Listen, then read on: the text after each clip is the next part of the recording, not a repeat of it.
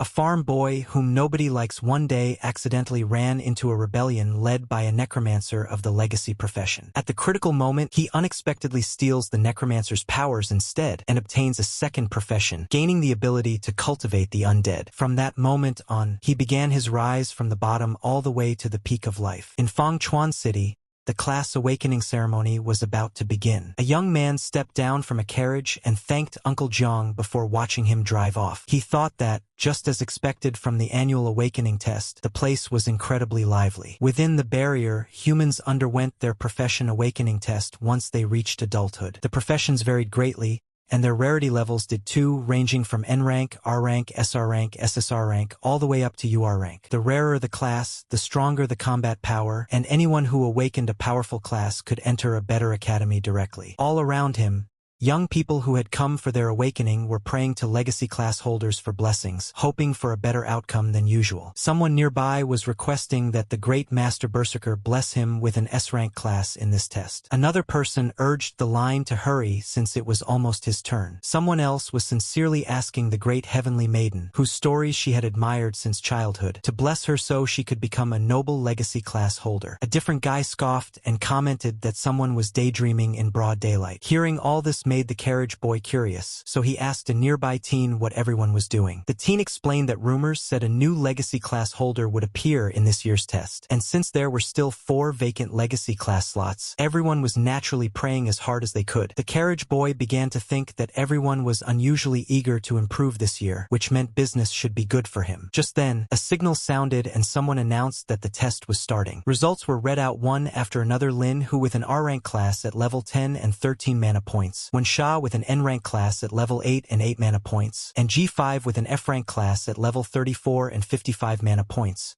who was admitted. Someone nearby remarked in envy that G5 actually had 55 mana points and wished he had that much. The young man from the carriage then took something out and casually asked if the guy would like a tomato that could increase his mana. A tomato that increased mana instantly caught everyone's attention. He explained that he was a spirit plant doctor, and that this was a superior variety he had carefully cultivated. Each tomato, he said, could increase a person's mana by 5% for 5 minutes. The tomatoes were priced at only 5 gold coins each. The boy mentioned that he also had hunger sweet potatoes that could keep a person full for an entire day, slimming cucumbers that burned fat, and power potatoes that increased attack power by 10%. The others looked doubtful and hoped it wasn't some kind of scam, but he explained again that his produce could increase mana and even help with weight loss. Since they were all sick of eating energy bars every single day, they eventually decided that trying something new wouldn't hurt. He announced that it was first come, first served, with limited stock. Once sold out, that would be it. The first customer could even get a free sample. The guy who stepped up first was only half convinced and kept examining the tomato, but after taking a bite, he felt an instant surge of energy. He exclaimed that his mana had really increased and that his body suddenly felt lighter. Someone else rushed over, wondering if he was seeing things. He recognized the vegetables as spirit crops developed by the Extraordinary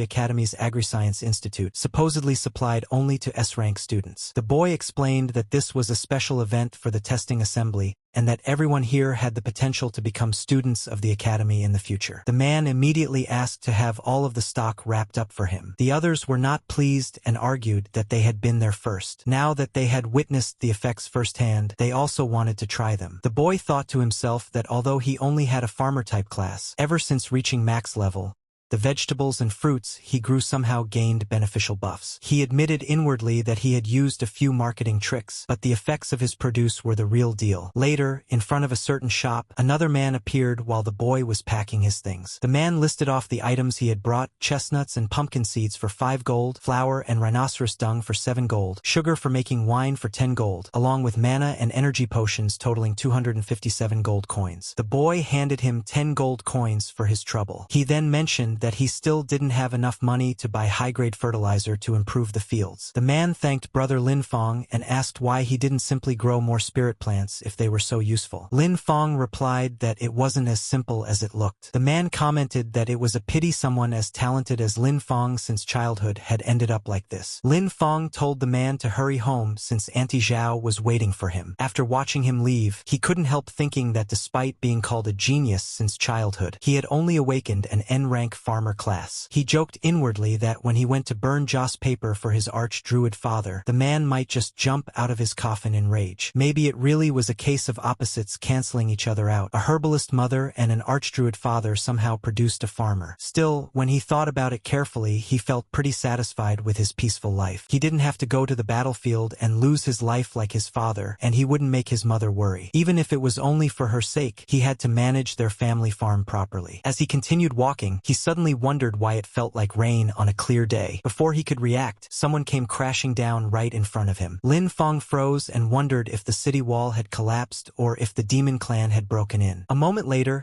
the fallen man shakily got back up and announced that the legacy class holder, Necromancer Hizang, had defected and intended to hand over his class legacy to the demon clan. Someone nearby shouted that they needed to report this immediately. But before anything else could happen, a huge clock materialized behind the man. Lin Feng stared, completely stunned, wondering what on earth was happening and whether handing a class legacy to the demon clan was even possible. A surge of energy suddenly swept across the entire area. A voice snapped at him, calling him an idiot for not running and asking if he was eager to die. The speaker said that if he hadn't been injured by forbidden magic, he would have escaped the city long ago, and that once he handed his class legacy to the demon clan, he would gain an immortal body. He added that since he had stalled for this long, the academy had probably already noticed. Lin Feng quietly tried to sneak away, thinking that he had clearly walked right into some kind of murder scene and should leave before the man realized he was there. But he was too slow. The man caught sight of him and demanded to know who said he was allowed to leave. He mentioned that the person earlier had been Dean Yu of the Extraordinary Academy and called it a pitiful death, then suggested using Lin Feng's blood and bones as a sacrifice in his memory. Lin Feng realized he couldn't break free at all. The terrifying man had him completely trapped. He tried to calm down and think, desperately searching for anything he could use to drive the guy away. Lin Feng suddenly noticed a derived skill under his maxed-out farm tool mastery, something called farm tool summoning. While taking out his tool, he warned that sacrifices were something a person should handle themselves, otherwise they'd end up in the 18th level of hell. The man was stunned and couldn't believe a mere farmer class had managed to injure him. Lin Feng muttered that this was it, and in the next moment, a powerful burst of energy erupted from his body, sending the enemy flying. But the surrounding energy didn't settle. It kept surging higher and higher. The enemy cursed, recognizing it as the marking formation of a demon array dancer. Since things had come to this,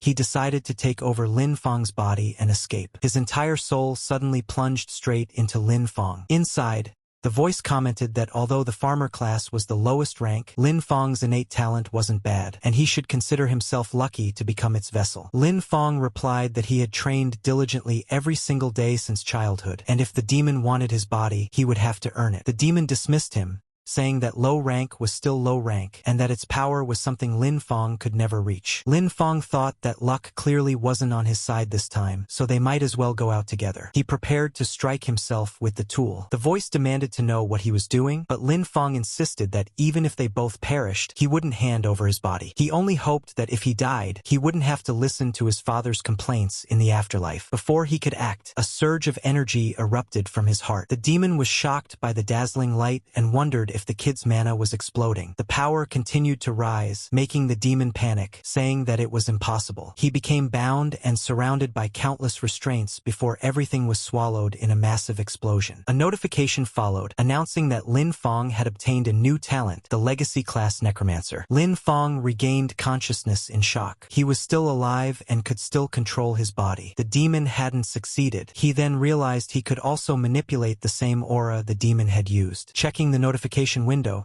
he saw that his class had mutated into Spirit Farmstead Master, Unique Level 1, with his stats listed as Strength 300, Constitution 300, Agility 100, Mana 10, Spirit 100, and Luck 300. His skills now included Appraisal, Reclamation, Undead Affinity, Passive, Efficient Planting, Overgrowth, Beginner, Rapid Harvest, Undead Summoning, Beginner, Increased Yield, Soul Siphon, Passive, and Farm Tool Mastery at max level. Lin Feng noticed that his level had reset to 1, but all the stats from his max level farmer class were still intact. He realized that his mana had increased because of that bastard soul power, which meant that when he leveled up again, his stats could break past a normal farmer's limits. There was also a new skill, Undead Summoning. He wondered if he could actually summon the undead and hoped he wouldn't end up summoning that guy. He experimented by channeling magic through both hands, trying different combinations. The farmer's mana and the necromancer's mana began to fuse together. Closing his eyes, he thought through the possibilities. His class tree hadn't changed. He hadn't lost the farmer class. Instead, he had gained another one. Necromancer. The person who entered his body had really been a legendary legacy class holder, which made him question whether the man was actually dead. He could feel that this power wasn't fully his yet. If he failed to tame it and convert it completely, not only would his farmer class collapse and disappear, but his consciousness would eventually be devoured again. He also muttered that the disgusting yellow glow really did look the part. He attempted a summoning. A magic circle appeared, and from it emerged you, Undead Sage at level 1, and He Shao, Undead Wild Hunt at level 1. Lin Fong realized it was truly them. Even though their levels had been reset, they still retained their battle instincts and could level up again. He sensed the enforcement team approaching and knew he had to leave immediately. No one would believe that an ordinary farmer had killed two extraordinary individuals, and if his current situation was exposed, it could lead to fatal consequences. His top priority was to find a place with shelter, resources, and hidden land where he could experiment with this dangerous new power and turn his father's theories into reality. One day later, at Lin Fong's farmland, he noted that an entire day had passed and the necromancer's influence on his class still hadn't faded. A TV broadcast played in the background, announcing that it was the birthday of the old agronomy teacher. While using magic on the crops, Lin Fong observed that everything catalyzed by his new power had started turning strange, and the more they grew, the stranger and scarier they became. The crops had become so strange that they were even snatching birds straight out of the sky. Lin Fong couldn't believe what he was seeing. If anyone else witnessed it, they would probably assume the demon clan had invaded. He decided he needed to get rid of it immediately. He later realized that the new mana had caused an ordinary crop to undergo such a terrifying mutation. If he could control this power and guide it properly, he might be able to cultivate the unique varieties his father had always envisioned but never succeeded in creating, the kind of high-value crops that could strengthen a person's class. On the TV, the same news anchor interrupted the broadcast with an urgent wanted notice. The legacy class holder, Necromancer He Shao, had launched a rebellion the previous day and murdered Dean Yu. His crimes were described as heinous, and anyone providing information would be rewarded, while anyone sheltering him would be treated as an accomplice. Lin Fong realized he had to be extremely careful. The Necromancer's undead power absolutely couldn't be revealed. He needed to think of a name for his undead followers to avoid suspicion. He suddenly came up with the idea of calling them farmhands. His class panel listed him as a spirit farmstead master, so having a few helpers was perfectly normal. The news continued, stating that in order to deal with the increasing pressure from the Demon Clan, the Extraordinary Academy was expanding enrollment. All candidates who passed the examination would gain preferential access to Academy resources and be granted a private manor for cultivating high-tier crops, along with special subsidies. Enrolled students could also hire farmers to grow high-recovery crops for them. Lin Fong thought that the Academy's land was safe, fertile, and resource-rich, exactly what he needed right now. He had to get in. The Necromancer's identity was a time bomb, but a spirit farmstead master was just a farmer in everyone else's eyes. At the Extraordinary Academy registration plaza, Lin Fong waited in line with the others. When asked for his information, name, age, awakened class, and level, he introduced himself as Lin Fong, 18 years old, with the class Spirit Farmstead Master, level 1. The examiner checked Lin Fong's information on the paper and muttered that he had never heard of a Spirit Farmstead Master before. He assumed it was just another non-combat class trying to sneak through and told Lin Fong to release his class aura. Lin Fong did as instructed, but after sensing it, the examiner clicked his tongue and said it was just the useless aura of a farmer class. He called for the next person and told Lin Fong not to waste his time. The people waiting nearby burst into laughter. Someone mocked him for making up such a ridiculous class name and said that a level 1 farmer trash actually dared to register. Another person told him to hurry back to his fields. The student in front even tried flattering the instructor, saying that he wouldn't hire someone like Lin Fong to farm for him and that he shouldn't drag down the school's strength. Lin Fong insisted that his class was a mutated type and asked the instructor to give him a chance, saying his fundamentals were solid. The instructor scoffed and questioned what kind of fundamentals a level 1 piece of trash could possibly have. He ordered security to throw him out. Before they could touch him, Lin Fong quickly held up the admission brochure and pointed out that it clearly stated all class users were allowed to take the exam, warning that he would report them if necessary. He even threatened to contact the Supervision Bureau, saying there was a teacher preventing him from taking the academy exam. The instructor immediately stopped and shouted at him for daring to make such threats, promising that he would make Lin Fong suffer the consequences. He declared that there was no way a level 1 farmer could pass the test anyway. Some of the people in line whispered that the instructor was going too far. Even if Lin Fong had a farmer class, turning him away was one thing, but humiliating him like this was unnecessary. Someone mentioned that the instructor had failed his own promotion and had been sent to the admissions office, which might explain his mood. The instructor then yelled that anyone who didn't want to take the exam could get lost. Later, Lin Fong was moved to another testing area, where the instructor sneered at the group and told them it wasn't too late to admit defeat and kowtow in thanks for being allowed to leave. Lin Fong thought the process was too slow. He summoned his followers and instructed them that waiting for the rabbits to wander into the traps would take forever. He ordered them to quietly eliminate the demon-horned rabbits roaming nearby without letting anyone else notice. The summoned beings rushed into the surrounding forest and carried out his orders exactly. They wiped out so many rabbits that it was hard to believe. Even Lin Fong was stunned. He thought that the 2 summons were unbelievably strong even at level 1 and felt as if he had struck gold. Soon after, the bell rang and the instructor announced that time was up. All candidates were told to come out and hand over the rabbit horns they had collected. The first student stepped forward with only 2 and was immediately declared a failure. Another came with 3 and was also marked as failed. Someone arrived empty-handed, and the instructor called him useless trash and told him to get as far away as possible. People whispered that there were usually plenty of rabbits. Why had they been so hard to find this time? One student managed to bring 4 horns, which the instructor considered decent, mentioning that some didn't even get one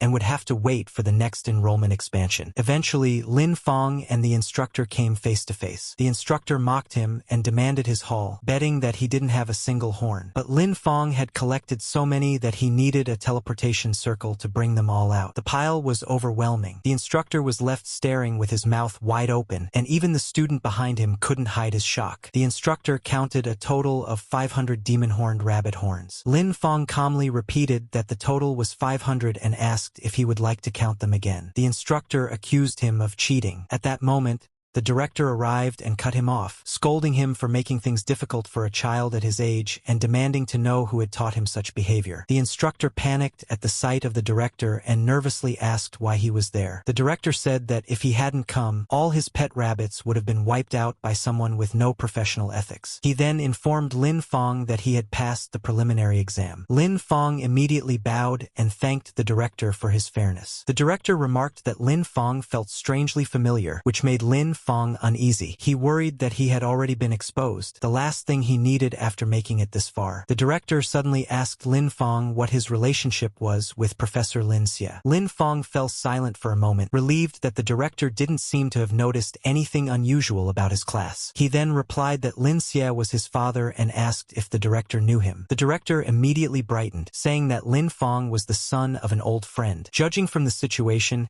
he asked if Lin Fong was planning to enroll in the academy and wondered if he was facing any difficulties, offering to open a back door for him if needed. Before he could say anything else, a female director walked over and reminded him that everyone was watching. The man suddenly noticed the gazes around him and tried to play it off, saying he had only been speaking casually. He told Lin Fong that his uncle had urgent matters to handle first, but once Lin Fong enrolled, he would personally show him around the academy. Lin Fong couldn't shake the feeling that the teaching director seemed incredibly unreliable. The female director then addressed the students, telling those who passed the preliminary exam to follow her. She encouraged the ones who failed not to be discouraged, reminding them there would always be a next time. At the Extraordinary Academy, Sunwheel Branch Investigation Room, someone analyzed that Dean Yu Yi and He Xiao had disappeared at the same time. He believed that Dean Yu Yi must have discovered He Xiao's secret and been caught during his investigation, leading to both of them taking each other down. He insisted that a third party must have stolen He Xiao's legacy talent. He concluded that as long as they found the person who obtained the undead talent, they would uncover the truth. Another staff member told him they understood his eagerness to prove himself, but asked him to stop making such brainless speculations. Tuka complained that none of them believed him, promising that he would find evidence sooner or later. Some staff members wondered if they should stop him, pointing out that he was backed by the Duke and getting involved might be inappropriate. Someone else responded that it was better to let him go,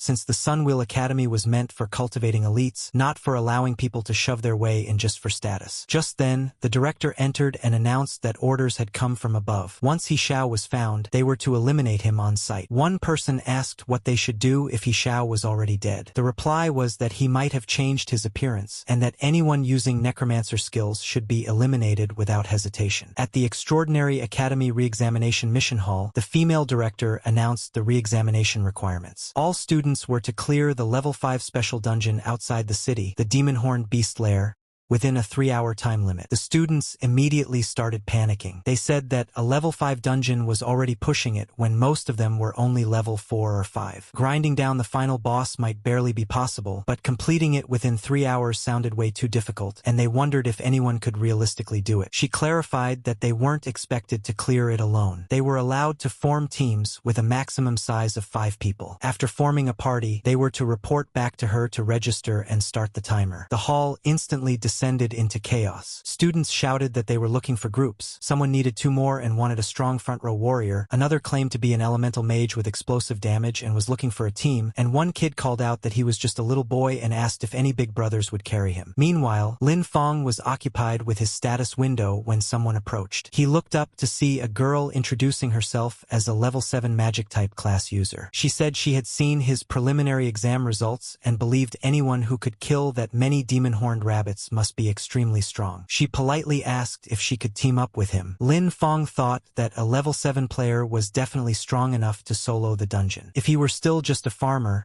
he would have gladly accepted the offer. But his necromancer abilities absolutely couldn't be exposed, so he chose to decline. He told her he preferred to act alone. She smiled, wished him a successful clear, and walked away. Lin Feng then went to the instructor, who questioned why he didn't have a team, and reminded him that the dungeon's difficulty shouldn't be underestimated. Lin Feng simply asked to be issued the mission. The instructor handed it over and asked if he was aiming for the solo clear reward, the Black Bear Gale, which was an enormous boost for low-level players, but warned him not to overestimate himself. Lin Feng thanked him for the reminder. Soon after, Lin Feng stood outside the entrance of the Demon-Horned Beast Lair alongside the other students and instructors. The instructor looked at him again and asked where his teammates were. Lin Feng stated that he was entering alone. The instructor laughed and told him that a level 5 dungeon was far too dangerous for a single person, suggesting he return after finding teammates. Lin Feng reminded him that the rules allowed for solo entry. Another instructor guessed that he was probably aiming for the solo clear reward, the Black Bear Gale. Someone else commented that he had guts, but should consider whether he actually had the strength for it. In the end, they simply wished him good luck. Lin Feng stepped into the demon-horned beast lair. Inside, the environment was completely chaotic. Monsters with long, whipping tongues were everywhere. Lin Feng noted that level 3 and level 4 monsters posed no threat to him anymore. With his summons at level 6, they could take those creatures down effortlessly. He sent energy through his body and observed that his health remained stable. Although the guide mentioned that there would be many monsters, the number he encountered was far beyond expectations. Still, he decided it was the perfect chance to test his new summoning method. From the shadows of the cave, countless eyes watched him. He activated undead summoning, and this time, the undead that appeared were the very lizard-type monsters that had attacked him earlier with their long tongues. He ordered his minions to charge, and they immediately rushed forward, tearing through the surrounding creatures. Lin Feng observed that monster form undead retained certain traits from their pre-death state. They were extremely aggressive but had low intelligence and could only follow simple commands. They also consumed less mana. He wondered if they could handle chores like carrying water when they weren't fighting, since that would be convenient. He then sent his stronger summons into the fray as well. Once those entered the battlefield, any monster that appeared before them was instantly wiped out. While clearing the dungeon, Lin Feng was already thinking about other uses for his summons. He noted that humanoid undead had higher intelligence, could use their pre-death skills, and were more flexible in combat. In the future, he planned to have them handle tasks like weeding and fertilizing the fields. As more monsters were defeated, a notification appeared announcing that he had reached level 7. Lin Feng realized that only half an hour had passed and he was already standing before the boss room. At the deepest part of the dungeon, he found the boss, a massive demonic bear bound in chains, roaring furiously. Lin Feng considered it the perfect chance to test his overall combat strength and summoned all his units at once. He instructed Hachi to pin the boss from the front, ordered another to weaken it with curses, and had the rest harass its weak points. His summons executed the commands smoothly, and he noticed their coordination improving. He continuously restored his mana, since maintaining control over such powerful summons required a large amount. Before long, his stronger units completely overwhelmed the boss and everything nearby. A notification followed, stating that he had reached level 8, and a pile of loot appeared. Lin Feng was disappointed to see only a 10-point increase in stamina, calling it useless and noting that it wasn't even as good as the buff from his batch of supercrops. A settlement notification then calculated the dungeon rewards and confirmed his current classes, Farmer and Necromancer, before distributing the corresponding rewards. Lin Feng realized that the dungeon settlement had actually given him 2 sets of rewards. He wondered if it was because he was dual-classed, and if dungeon rewards could be doubled, then perhaps there was room for manipulation using the crops he grew as well. Outside the dungeon, the other students were stunned. They refused to believe he had completed the run alone. They insisted it was impossible and claimed he must have gone into the cave just for show without actually going deep inside. Someone pointed out that he was completely clean and couldn't have possibly fought against a pack of demonic beasts. Lin Feng ignored the speculation and went straight to the instructor, reporting that he was there to turn in the mission. When the instructor checked the results, she was shocked that he had actually passed, and done it solo. Lin Feng simply laughed and smiled. The instructor informed Lin Feng that she would submit the mission scroll to the Academic Affairs Office. She reminded him that solo clearing a dungeon was far too risky, and that if a freshman died right after entering the academy, it would create a huge problem. Lin Feng thanked her and said he understood. She told him that the final instructor interview would begin in the academy auditorium and suggested that he rest first. After leaving the building, Lin Feng noticed that everyone around him kept staring. Meanwhile, the instructor silently hoped another teacher would drill some caution into him, since surviving in the academy would be difficult if he stayed this reckless. Lin Feng continued walking when he sensed 2 people trailing behind him. He quietly began preparing his magic while the 2 monitored him from a distance. One whispered that since he had solo cleared the dungeon, his strength clearly wasn't simple and wondered if they were making a mistake. Another dismissed the concern, pointing out that no matter how strong he was still under level 10, so his power was limited. A third noted that Lin Feng had just come out of the dungeon and must have consumed a lot of energy, and no one had seen him recover. They planned to overwhelm him with numbers and were clearly after the Demon Bear Gale reward that granted 10 stamina. When they saw him walking farther away, they panicked and decided to act immediately. They called out for him to stop, addressing him as Farmer. Lin Feng asked if they were shouting at him. They struck strange poses and accused him of taking so many rewards by himself, asking if he wasn't afraid of bursting from them. One claimed he must have gotten dogshit luck and picked up a bargain. Another demanded that he hand over the Demon Bear Gale and the skill scroll. The third warned him to be sensible, or they would teach a farmer the power of a combat class. Lin Feng was a little embarrassed by the scene and asked why, out of all the examinees, they had chosen him. One of them asked if he was pretending not to know. Another explained that the exclusive reward for a solo clear, the Demon Bear Gale, was valuable and added 10 stamina, and that such an item wasn't something a farmer should be holding. Lin Feng couldn't believe their fuss. He thought that if 10 stamina was considered amazing, then the watermelons he grew every summer could add the same amount without needing to struggle through a dungeon. He casually asked if the item they were talking about was the one he was holding. The moment they saw the item, all 3 of them became greedy and demanded that Lin Feng hand it over. But before anyone could touch it, the item burst into flames and was instantly destroyed. A voice suddenly asked what they thought they were doing. The level 7 girl from earlier Ailing had arrived. She reminded them that private fighting was prohibited inside the academy and asked if they wanted to be disqualified. One of the boys told her the matter had nothing to do with her, and that she shouldn't interfere. Ailing replied that if she couldn't stand watching it happen, then it absolutely had something to do with her. She warned them to leave immediately or she would report them to the instructor and see who suffered more. The boys told her to go ahead and report, assuming she wouldn't get the chance. Since she insisted on protecting a farmer, they planned to deal with her as well. They rushed forward, declaring they would finish things quickly. Lin Feng wondered if she could handle the situation alone. Since she was a level 7 class user, she should be strong enough to deal deal with a few small fry. Ailing suggested that they join forces, but when she turned around, Lin Feng had already disappeared. From somewhere off to the side, Lin Feng tossed something back and thanked her for her help, saying the item was hers now. Ailing stared in disbelief as all three enemies charged at her. She wondered how she had gone from helping someone to being robbed. Later,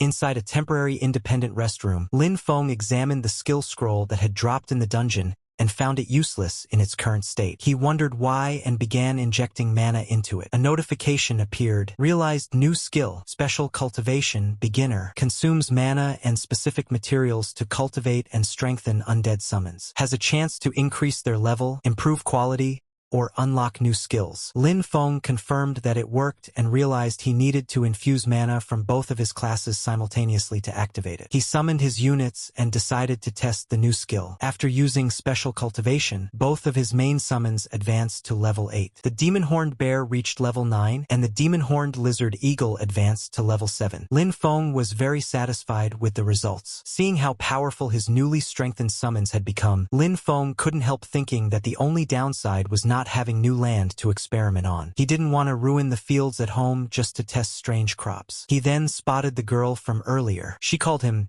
Demon Bear Guy, but Lin Feng simply laughed and reminded her that the item belonged to her. She insisted that something so valuable couldn't possibly be given away for free, but Lin Feng still couldn't understand why anyone would treat such rotten material like a treasure. She wondered if she heard him correctly. Rotten? Lin Feng later headed deep into the forest, checking his surroundings to make sure no one was nearby. He began channeling his magic, wanting to see what effect the new skill might have on crops. A monstrous plant sprouted, but at first glance, it didn't seem any different from before. Then he noticed something shocking. The crop was moving. He stared in disbelief, amazed that the plants could actually move on their own. Meanwhile, a spirit energy detector registered unusual readings, and someone began tracking them. Tuka sensed Necromancer aura and rushed to investigate, convinced his guess was right. He planned to eliminate the source immediately. He soon came across Lin Feng, who happened to be walking past. Tuka grabbed him by the shoulder and asked if he was a farmer. Lin Feng wondered if Tuka had been personally wronged by a farmer or something. Disgust flashed across Tuka's face as he pulled his hand back. He demanded to know whether Lin Feng had seen a suspicious person nearby. Lin Feng was briefly caught off guard, but replied that he actually had. Tuka urgently asked where, and Lin Feng pointed straight at him, saying the person was right there. Tuka was furious that a mere farmer dared say such a thing. He declared himself an elite of the Sunwheel Academy and the nephew of the Iron Lion Duke. For a lowly farmer to be so rude to him was unforgivable, and he threatened to take Lin Feng down on the spot. Deep in the woods, Tuka's roar echoed as his body began transforming. Enraged by Lin Feng's words, he declared that a lowly farmer would pay a heavy price for such stupidity. His fury triggered a beast form transformation. His size expanded, muscles bulged, and his aura blasted through the forest, shaking trees and sending rubble flying. Lin Feng had to shield his face just to keep debris out of his eyes. Lin Feng then muttered, "Taste this," while thinking about how the monk's hood in his field had accidentally been corroded by undead mana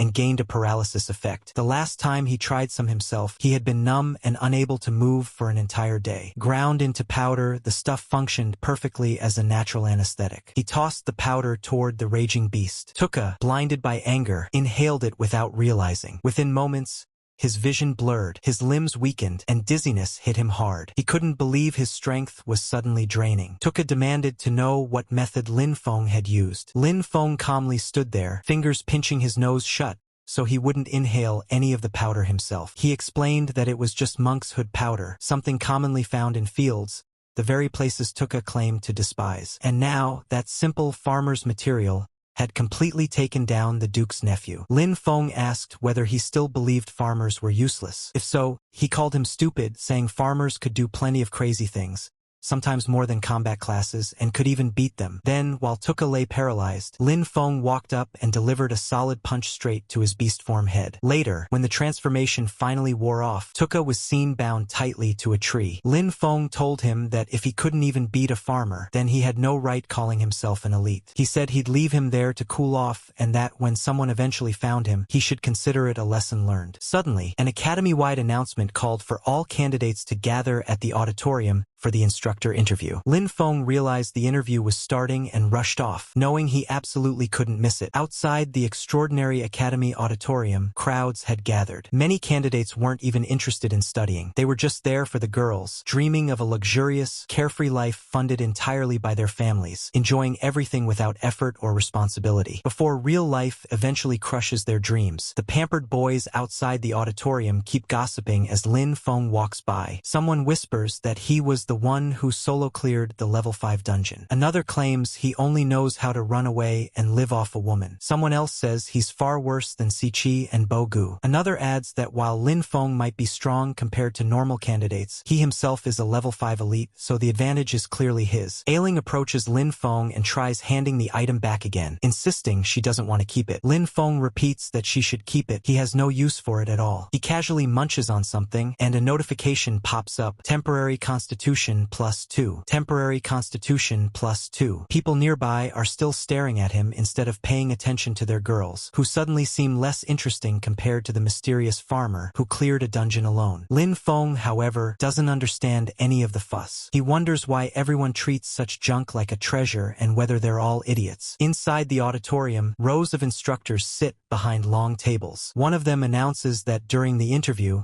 while instructors choose their students, students also choose their instructors. They are meant to make each other successful. Students whose names are called should step forward. The first candidate called is Xiyan. He walks forward, introduces himself as a level 6 Earth Attribute warrior, and demonstrates his ability by summoning rock armor. Aura surges around him and his stone armor looks solid. Impressive, though nothing compared to Master Chief. One instructor nods in approval and introduces himself as a level 44 Earth Berserker, asking if Xiyan would like him as an instructor. Xiyan agrees immediately, practically vibrating with excitement. Next, the naming Wu is called, and then Lin Feng. He stands up and walks toward the panel. But even now, people all around continue staring at him with that same thick mix of jealousy, suspicion, and hatred. Even with all the stares and whispered judgments drilling into his back, Lin Feng walked forward without a care. He introduced himself calmly. "I am Lin Feng, level 8, occupation Spirit Farm Lord." His aura flared out. Several girls quietly gasped. One whispered that reaching level 8 at his age was impressive. Another pointed out that he was still just a farmer, and that she wasn't interested in farmers. A guy scoffed that the Extraordinary Academy existed to train elites for the front lines, not raise ordinary people into future cannon fodder. Another instructor tried to calm the rising tension, noting that Lin Feng's preliminary test and retest results were both excellent, so he clearly had skill and talent. The director cleared his throat and suggested conducting a combat ability assessment since opinions differed so much. All the instructors immediately agreed. One woman approved with a simple nod, and another instructor muttered that he didn't care either way. He just wanted to go home and eat something nice. The director turned to Lin Feng and asked whether he was willing. He reminded him that the ultimate purpose of training here was to send talent to the front lines against the demon clan. Without combat potential,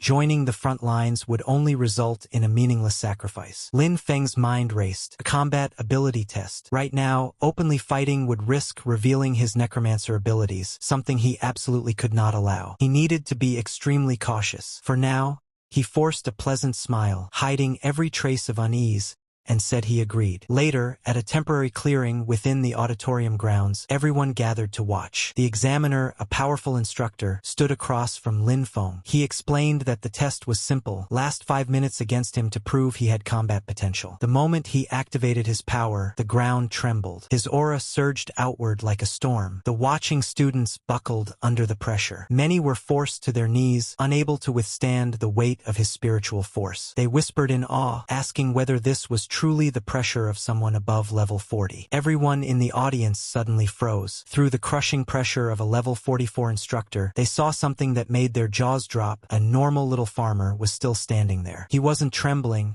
wasn't on his knees, wasn't gasping for breath like everyone else. He was simply bowing slightly, while striking a pose suspiciously similar to Iron Man charging his repulsors. Someone whispered in disbelief that the guy was acting like nothing was happening. The instructor seemed impressed and praised him, saying that just for his persistence, he would look highly upon him. He encouraged Lin Feng to use all his abilities and attack with full power. Hearing that, Lin Feng sprang into action. He admitted inwardly that the pressure of a level 44 expert was indeed terrifying. terrifying, but still within what he could handle for now. He gathered mana in his hands, forming a glowing orb, and called out, "Come out, my servants!" Wrapped in spiraling threads of nature mana, the undead summon began materializing. Lin Feng felt relieved it worked. Masking undead creatures with nature mana effectively hid their necromancer aura. It was the only way he could safely summon without exposing his forbidden abilities. A vague, cabbage-shaped bear silhouette emerged first. Lin Feng thought that honestly, who would ever guess this cabbage-headed bear was actually an undead? When the summoning finished, the audience gasped. They commented that it looked like a rare variant occupation, marveling at the richness of the nature mana surrounding the creature. Interest crackled through the crowd. They were finally seeing something unusual. The instructor drew his blades, both covered in their own blazing aura. The summon and the instructor stood face to face. The instructor had no idea what kind of monster he was about to fight. Both charged at each other at full speed, and their clash sent shockwaves of aura rippling across the clearing. The instructor began attacking wildly, screaming as he pushed forward. The summon staggered under the barrage, showing signs of strain. Watching from the sidelines, the director commented that the summon was remarkably loyal. Any other summoned creature would have been forcibly unsummoned after taking that much damage, but this one was still stubbornly pushing forward, even throwing punches. The instructor dodged, and the director clicked his tongue in disappointment, wondering if old G, the instructor, was simply too weak. He couldn't understand why the fight looked so unimpressive from old G's side. Meanwhile, Lin Feng remained completely calm. He knew the truth. They're undead. They don't feel pain, and they don't make a fuss. These flesh wounds only take a tiny bit of mana to recover from. That's why they don't care. The instructor was thinking that he originally just wanted to show off in front of the students. But he hadn't expected Lin Feng to actually be pretty talented. The disappointed look on the director's face was unbearable, so he decided he needed to use something real. He told Lin Feng not to worry, and that he would compensate him later for the destroyed summon. Then he told him to watch closely. Normally, summoners had to pay a price to form contracts with their creatures. Once a summon died, the contract ended, finished, gone for good. That was common knowledge. The instructor activated Berserker skill, Bloodthirst, and with a massive punch, the undead summon was knocked backwards. Its form cracked apart like shattered stone and then dissolved, disappearing completely. The instructor stood smugly with his arms crossed, clearly satisfied with himself. He confidently announced that Lin Feng must feel terrible having his summon destroyed, and said it was fine to cry it out. He liked students with genuine emotions. In the instructor's imagination, Lin Feng was already sniffling like a pitiful farmer child whose toy had been broken, but reality was the exact opposite. Lin Feng stood there completely expressionless. Not sad, not panicked, not even mildly bothered. His face was so unreadable that no one could figure out what he was thinking. The instructor was confused. He wondered if Lin Feng was so overwhelmed with sadness that he'd gone numb. However, the next moment, countless vines burst out from beneath Lin Feng's feet. They wrapped forward like serpents, flying straight toward the instructor and binding him tightly before he could even blink. Shocked, he yelled angrily, demanding to know what was happening and accusing Lin Feng of playing dirty by having so many summons. The vines squeezed until the instructor struggled, until suddenly, with a furious shout and a surge of power, he snapped them apart. The director finally intervened, telling them both to stop. He declared that Lin Feng had proven himself and was qualified to become a student of the Extraordinary Academy. However, he added that all nature-type instructors were currently deployed at the battlefield, so there was no one available to teach Lin Feng for the time being. Lin Feng immediately asked the most important question. Then what about my cultivation resources? The director assured Lin Feng that the Academy would never deduct anyone's cultivation resources. Everything would be issued normally according to standard. He added that since Lin Feng had performed exceptionally in the exam, he was allowed to make one special request. Hearing that, Lin Feng felt like heaven had opened. Freedom and resources? Truly a paradise. So he immediately said, "Then I want a piece of land." The director blinked. That was absolutely not what he expected. For most students, a request like this was the moment to demand high-grade equipment, rare cultivation treasures, or maybe even a luxurious private hall where they could dance with beautiful girls until morning instead of studying. But this kid was different. The director confirmed if Lin Feng really didn't want any precious resources or high-tier items and only wanted land. Lin Feng laughed and explained that he was a spirit farm lord. Without land, how could he call himself one? The director nodded and agreed. He told Lin Feng there was a piece of abandoned training wasteland in the west of the city that had been idle for a long time. He granted Lin Feng permission to use it however he wanted. This was exactly what Lin Feng had hoped for. He thanked the director sincerely. The instructors then told him to go rest backstage. Later, Inside a quiet room, Lin Feng's file sat on a table. An instructor looked over it and murmured that spirit farm lord was quite an interesting occupation. A female instructor entered urgently and told the principal she had something important to report. The principal asked what it was. She handed him a delicate scroll-like object. When he opened it, the contents were shocking. The report confirmed that Tuka, their investigation team member searching for He Xiao, had been murdered by a necromancer. His body had been discovered not far from the auditorium. The report stated they suspected a necromancer had infiltrated the academy. This was a monumental problem, one that could shake the entire academy. But Lin Feng hadn't killed Tuka. He only tied him up to teach him a lesson. Whoever finished the job had framed Lin Feng deliberately, and in a place where everyone already looked down on farmers, we know exactly who they'd point their fingers at first. So I wonder what will happen next. At the training wasteland in the west of the city, Lin Feng walked across the barren ground while checking the paper in his hand. He confirmed aloud that this was indeed the place mentioned, the training wasteland in the west of Fenchuan City. A soft green glow formed in his palm as he activated the land assignment spell. A notification appeared: 100 mu of training land west of Fenchuan City. Ownership: Extraordinary Academy. Temporary rental agreement: 1 year. Exclusion barrier activated. Student Lin Feng only. Lin Feng clicked his tongue and commented that giving him only 1 year was a little stingy. But considering that most students would be heading to the battlefield after a year anyway, it was understandable. Besides, he was thrilled. He now had a whole 100 mu of land entirely under his control for an entire year. He thought this was what deserved to be called a spirit farmstead master. Everyone else might look down on the occupation, but the true madness hidden within it was something only he knew. It would allow him to control the situation from the shadows while staying above all of them. He pointed a finger upward, aura swirling violently around him, and summoned all his undead companions to the field. Now,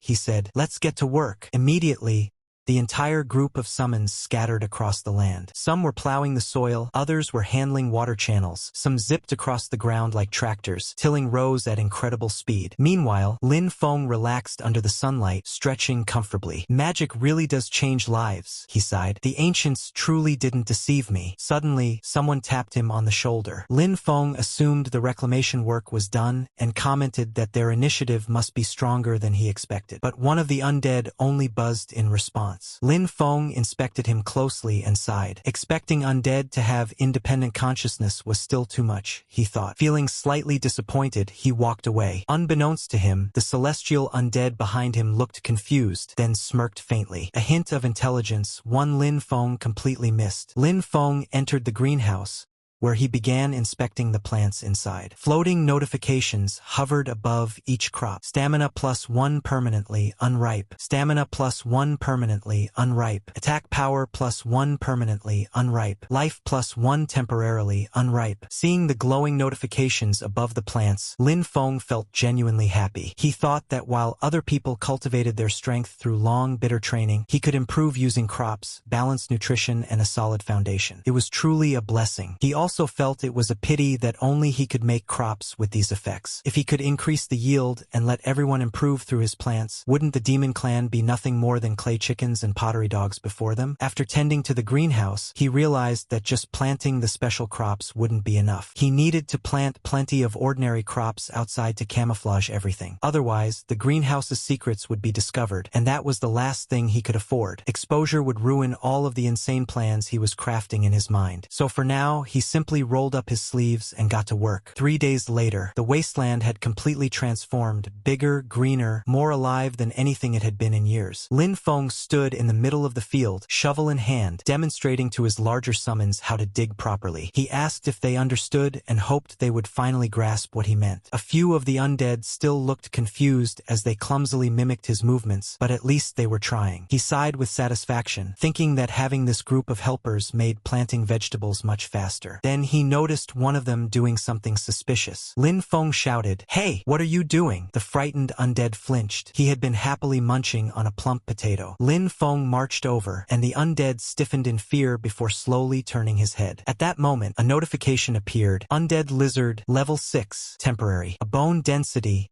temporarily increasing. Defense, temporarily increasing. Lin Feng stared in disbelief. All of the undead lizards were his gains from the previous dungeon. The only difference was, this one had eaten a potato. He wondered whether undead could also receive the effects of spiritual crops. If that were true, wouldn't that be absolutely insane? In the days that followed, Lin Feng began systematically experimenting, feeding different crops to different undead and carefully recording every change, every buff, and every mutation. The research of a true spirit farmstead master had officially begun. Another figure appeared near the training wasteland, moving silently between the crops and shadows. He frowned as he observed the surroundings. He thought it was strange.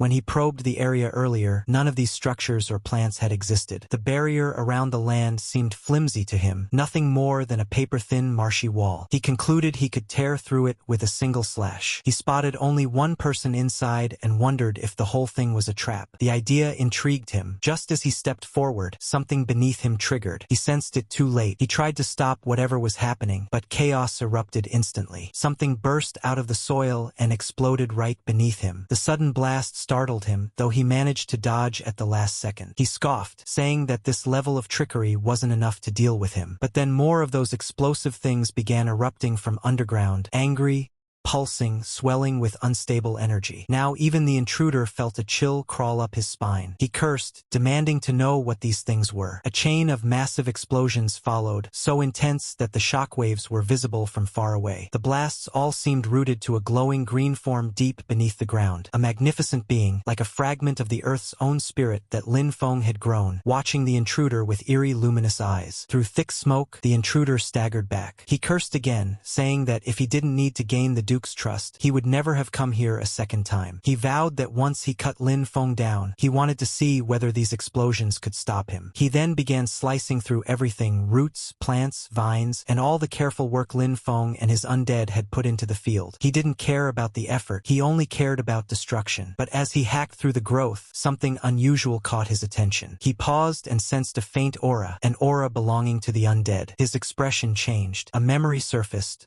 one from a wise priest. On this reconnaissance trip to Fangchuan City, your main mission is to find the Necromancer He Chia. After our last contact, he disappeared. He has an agreement with our clan. The intruder's eyes narrowed. He wondered if this place was actually He Chia's hiding spot. But why would He Chia hide here of all places? Could he have betrayed their clan? The intruder clicked his tongue, thinking that for the secret technique of immortality, a traitor like He Chia really had no shame at all. The intruder felt an even stronger surge of energy pulsing from the plants around him. The longer he stayed, the more unstable the aura became. He decided it was better not to linger. Finding He Chia was the priority. Night turned to day. Lin Feng's morning shock. Lin Feng woke up, grabbed his tools, and headed out cheerfully. He'd already catalyzed and fertilized most of the fields yesterday. Today he would handle the remaining areas. But the moment he opened his eyes fully and looked ahead, he froze. His jaw dropped. He stared for several seconds, speechless. Then he dropped his tool with a loud clatter and sprinted toward the greenhouse. His heart pounded. His mind blanked. My greenhouse! Everything he had so carefully grown looked devastated. Above him, several figures suddenly descended from the sky. Lin Feng braced himself, thinking they were enemies, but after getting a closer look he muttered in confusion. Why would enforcement team members appear here? The enforcement officers landed and scanned the area. One of them announced that their demonic energy detector showed the source of the disturbance right at this location. They wondered why the training wasteland suddenly looked like this and questioned whether demon clan members might be lurking nearby. A notification popped up before them. This land has already been leased. The officers exchanged glances, so it wasn't unowned land after all. Still, they insisted that they couldn't rule out demon clan activity and needed to be cautious. One of them addressed Lin Feng politely, saying they were from the enforcement team, but the atmosphere was far from welcoming. Lin Feng felt extremely uneasy. Why would the enforcement team come here of all places? The lead officer explained that their instruments had detected demonic energy here and asked Lin Feng to open the barrier to allow them inside for inspection. Another added that even they weren't clear on the exact situation yet. Lin Feng's stomach tightened. Demonic energy? On the land he'd only rented a few days ago? How was that possible? Before he could respond, someone from the back, clearly irritated and impatient, snapped. How long does it take just to get a farmer to open a barrier? Tuka was just killed by the demon clan, and now demon aura appears here? If you ask me, he's a spy. The man's tone was cold and venomous. His expression was deadly serious. Even Lin Feng felt a chill run down his spine. One of the enforcement members pointed straight at Lin Feng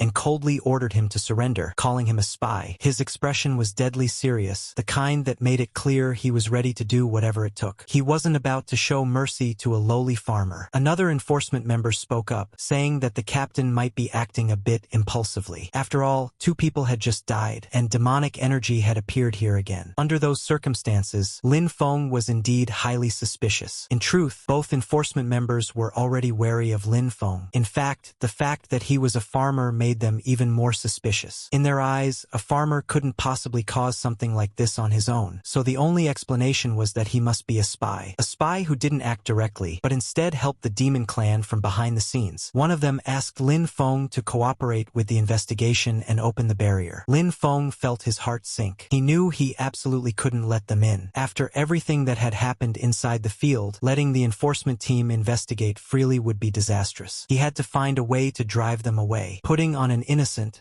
almost pitiful expression. He said that his class was lowly and he had always been looked down upon. He explained that he only wanted to quietly cultivate and improve himself in peace. Yet now, even the enforcement team was suspecting him. He asked if they really thought someone like him could do such things, and whether a person couldn't even ask for a bit of peace anymore. One of the enforcement members was visibly shaken and turned to the captain, saying that Lin Feng already seemed miserable enough and questioning whether they really needed to push this further. The captain, however, wasn't fooled in the slightest. He barked back that anyone could pretend to be pitiful and that he wouldn't fall for such tricks. He clearly believed Lin Feng was just acting. Without another word, the captain raised his fist and charged forward, striking straight toward Lin Feng with tremendous force. He didn't hold back at all, either because he didn't care that Lin Feng was a farmer or because he believed Lin Feng was far stronger than he looked. If Lin Feng had truly been an ordinary farmer, that punch would have crippled him on the spot. But instead, Lin Feng caught the captain's fist. Lin Feng immediately realized something was wrong. He had added too much to his constitution. Normally, he wouldn't have felt that punch at all, but now he had to pretend. So even though he had already stopped the captain's fist, he deliberately staggered back, acting as if he had been hit brutally. The captain stared at him in disbelief. He muttered that he had used so much force in that strike, yet Lin Feng was still alive. Something was clearly wrong. No matter how pitiful Lin Feng tried to look, the captain's suspicion only deepened. At this point, it felt like he genuinely wanted Lin Feng dead. Lin Feng accused him of trying to torture a confession just to close the case quickly. He leaned harder into the act, looking like an oppressed, miserable little farmer. This time, another enforcement member finally snapped. He grabbed the captain's arm and told him to calm down. He pointed out that what Lin Feng was using was nature magic. The demon clan despised anything related to nature. This was common knowledge, something even a 6-year-old would know. The captain hesitated. He realized he might have gone a bit too far. Still, since Lin Feng was just a lowly farmer, he didn't feel much guilt. Beating a farmer didn't count as a crime in his eyes. The calmer enforcement member stepped forward and apologized, saying they had misunderstood the situation. Lin Feng's nature magic was extremely pure, and they would clarify everything properly in the report. Lin Feng immediately latched onto that lifeline and thanked him, calling him a just and righteous lord. The man replied that it was simply his duty and apologized again for the captain's excessive behavior. But from behind them, the captain's anger hadn't cooled at all. Watching this scene only irritated him further. He raised his hand again, preparing an even more vicious strike. Before he could act, the other enforcement members stepped in front of Lin Feng. They refused to let any more injustice happen and made it clear they wouldn't allow him to cross the line again. That only enraged the captain further, but with his own team standing against him, he had no choice. With a cold snort, he mounted his dragon and left. Lin Feng watched them disappear into the distance and sighed inwardly. This was troublesome. Farming alone clearly wasn't enough anymore. He needed real power for self-preservation. Just then, a paper bird fluttered down in front of him and spoke in a crisp voice. "Freshman Lin Feng, please gather at the Academy drill grounds tomorrow morning to participate in the new student capability assessment and grading battles." The message ended with a firm reminder that absence was not permitted, stamped by the Extraordinary Academy Academic Affairs Office. After reading it, Lin Feng let out a long sigh. He wondered why living a peaceful life was so difficult. Trouble kept piling up one after another, as if the world was determined not to let him stay low-key for even a moment. Elsewhere, 2 figures stood quietly observing. One of them, a woman, remarked that the nature magic she sensed was both pure and extremely potent. She asked the principal if the child was really just a farmer. The principal admitted he wasn't sure. According to the system, Lin Feng's profession was spirit farmstead master. The woman raised an eyebrow, surprised that someone like her, a level 50 nature-type archmage named Vera, would take an interest. She speculated that it sounded like a mutated class and that the boy clearly had secrets. Still, she said that the nature magic alone was enough to clear him of any suspicion of colluding with the demon clan. The demon clan couldn't possibly fake such a strong life aura, one that would actually make them sick just by being near it. The principal agreed, saying that certain people should calm down now. He added that the real show was only just beginning. An aura wrapped around the two of them, and they vanished from sight, having already obtained what they came for. Later, at the Extraordinary Academy freshman drill grounds, crowds of students gathered together, buzzing with complaints. Someone asked why there was another test when the interviews and instructor selections were already done. Another complained that the academy seemed to be throwing test after test at them without any logic. Someone else claimed to have insider information and teased the others, only to immediately say he wasn't telling. Lin Feng stood quietly among them, uninterested in what he thought were pointless ramblings from a bunch of idiots. Soon, a female instructor arrived and ordered everyone to be silent. She acknowledged that they all had questions, especially about why an all-student entrance assessment was being held after the instructor interviews. She explained that urgent military intelligence had arrived from the front line the previous day. The demon clan's offensive had intensified, and the fortress outside the third barrier was now in critical danger. The academy had received direct orders to immediately dispatch a batch of vital forces to provide support. The students were stunned. One of them blurted out in disbelief that they had just enrolled, and now they were being sent toward the front lines. Another student protested that they had been told they would first study and cultivate. The instructor calmly replied that if the nest was overturned, how could the eggs remain intact? If the fortress fell, the demon clan spearhead would point straight at Fangchuan City. At that point, she asked, did they really think they could still cultivate peacefully inside the academy? She made it clear that this was not a request, it was a conscription. In humanity's time of peril, no one was allowed to stay out of it. The crowd fell silent. A small boy hesitantly called out to the girl beside him, but before he could finish, Lin Feng was already standing quietly nearby. The girl gently reassured the boy not to worry, though she couldn't help thinking about Lin Feng. He was clearly outstanding. She wondered whether he would be selected for the conscription. The instructor then ordered all freshmen to follow instructions and enter the drill grounds to prepare for the practical combat assessment. As others eagerly rushed forward, Lin Feng hung back and thought that as a farmer class user, he probably wouldn't be selected for the front line at this stage. Otherwise, all of his farming plans would be completely disrupted. Soon, Lin Feng found himself facing a female opponent. She commented that she had heard the spirit farmstead master was good at hiding. Striking a dramatic pose, she declared that he would turn to ash beneath her flames. Fire surged beneath her feet, lifting her into the air as blazing waves spread outward. Her attack was fast and fierce, but Lin Feng still sidestepped it effortlessly.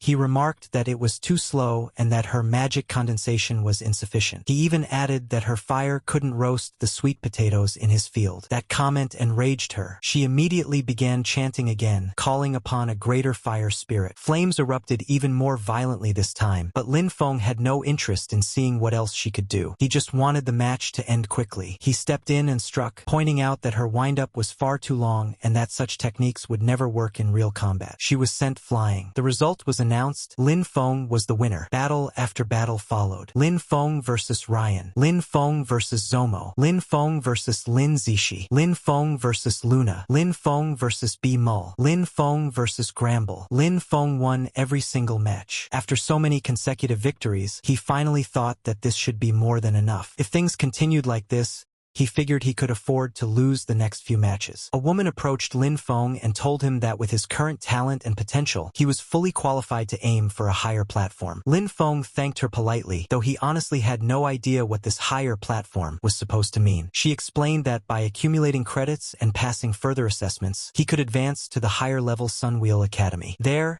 he would have access to better cultivation methods and stronger instructors, and might even obtain legendary weapons or powerful demonic beast mounts. Lin Feng thanked her again, but said he didn't really need any of that. After all, he had already seen dragons flying around, those things didn't impress him much anymore. The woman was taken aback and asked what he actually wanted if none of those things interested him. Lin Feng pointed calmly and said that he only wanted a better and larger piece of land where he could farm in peace. That answer shocked her. She clarified that she meant his ultimate goal, what he intended to do after finishing farming those lands. Lin Feng replied that he planned to farm more land, let more people have land to farm, and make it so that anyone who wanted to farm would be able to do so. Vera was clearly surprised. She thought that this child actually wanted to reclaim land on a large scale and found his ambition unexpectedly enormous. At that moment, the principal arrived and asked whether the wasteland in the west of the city that Lin Feng was already developing wasn't enough for him. Lin Feng felt a little embarrassed and laughed, replying that when it came to farming, the more land, the better. Soon after, the next match was announced. Lin Feng versus a Ling. Lin Feng immediately responded and headed toward the battlefield. Both the principal and Vera noticed him moving. The principal commented that the kid was quite honest. Vera said that since the child wanted it, they might as well give it to him. When the principal asked whether she intended to take him in, Vera replied that he was a very interesting kid. The announcement for battle preparation sounded. A Ling stepped forward and said that she hadn't expected to fight Lin Feng, but that she would go all out in this battle. Her expression was extremely serious. Lin Feng, however, said frankly that he couldn't beat her and that he had originally planned to concede. To a Ling, those words felt like pure humiliation. Her expression darkened as she charged forward, accusing him of mocking her. Now she was even angrier than before. Lin Feng immediately sensed something was wrong. He realized that a Ling had jumped straight into her second combat phase without any hesitation and muttered to himself whether this was really how she liked to fight. He quickly began preparing his own farm aura. Thick vines burst out of the ground and surged toward a Ling, wrapping around her limbs. The sudden counter caught her off guard. She had been charging forward at full speed, but now she was forced to stop and deal with the vines first. With a sharp shout, she unleashed a powerful kick and shattered them, breaking free with brute force. Watching the exchange, Vera couldn't help commenting that a student under level 10 possessing such pure magic power was astonishing. The principal agreed, admitting that he had been shocked the first time he saw it as well. Both of them leaned forward, growing more and more interested. Vera added that even a renowned nature cultivator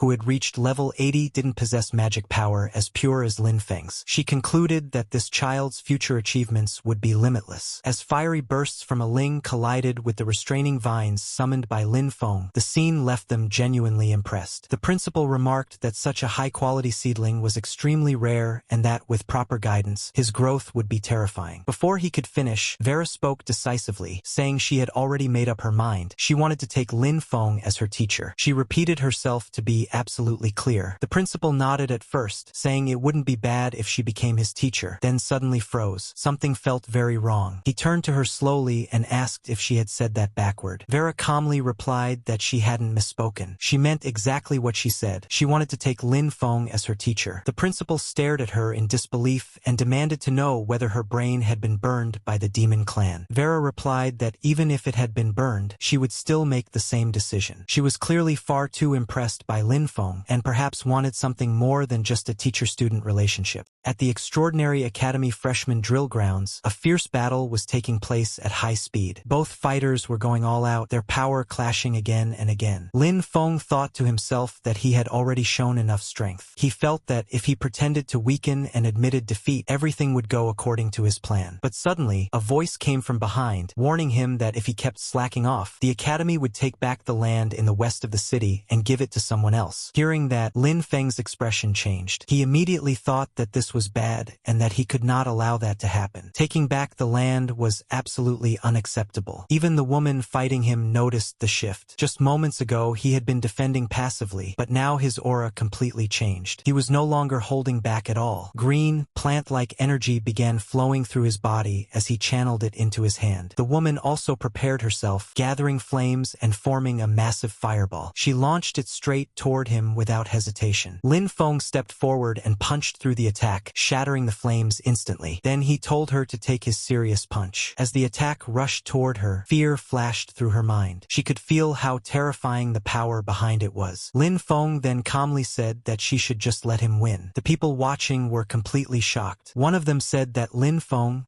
the so-called farmer, had been hiding his true strength all along. Another added that compared to him, they themselves looked like the real farmers. The woman steadied herself and admitted that this level of control over nature was terrifying. She said it was like commanding power as easily as moving one's own fingers, something close to the origin itself. The result was announced, and Lin Feng was declared the winner. She then acknowledged her defeat sincerely, saying she accepted it wholeheartedly. Lin Feng responded humbly, saying that she was the truly strong one, and that he only had a bit more raw strength. Inside, however, he thought about how close he had come to losing that land. Just then, the teacher stepped forward and praised him, saying that this was more like it. Lin Feng thanked him, and the principal told him to keep working hard, adding that he looked forward to seeing how far Lin Feng would go. However, as the principal walked away, Lin Feng's thoughts took a darker turn. Inside his mind, he cursed the old man, thinking that threatening him with the land was crossing the line. He silently swore that he would find a way to get back at him sooner or later. As he went about his day, that thought kept repeating in his head. The more he thought about it, the more annoyed he became. Just then, a woman approached him and politely asked if he could guide her in cultivation. Lin Feng was taken aback. He asked her if she was serious, pointing out that she was a combat-type cultivator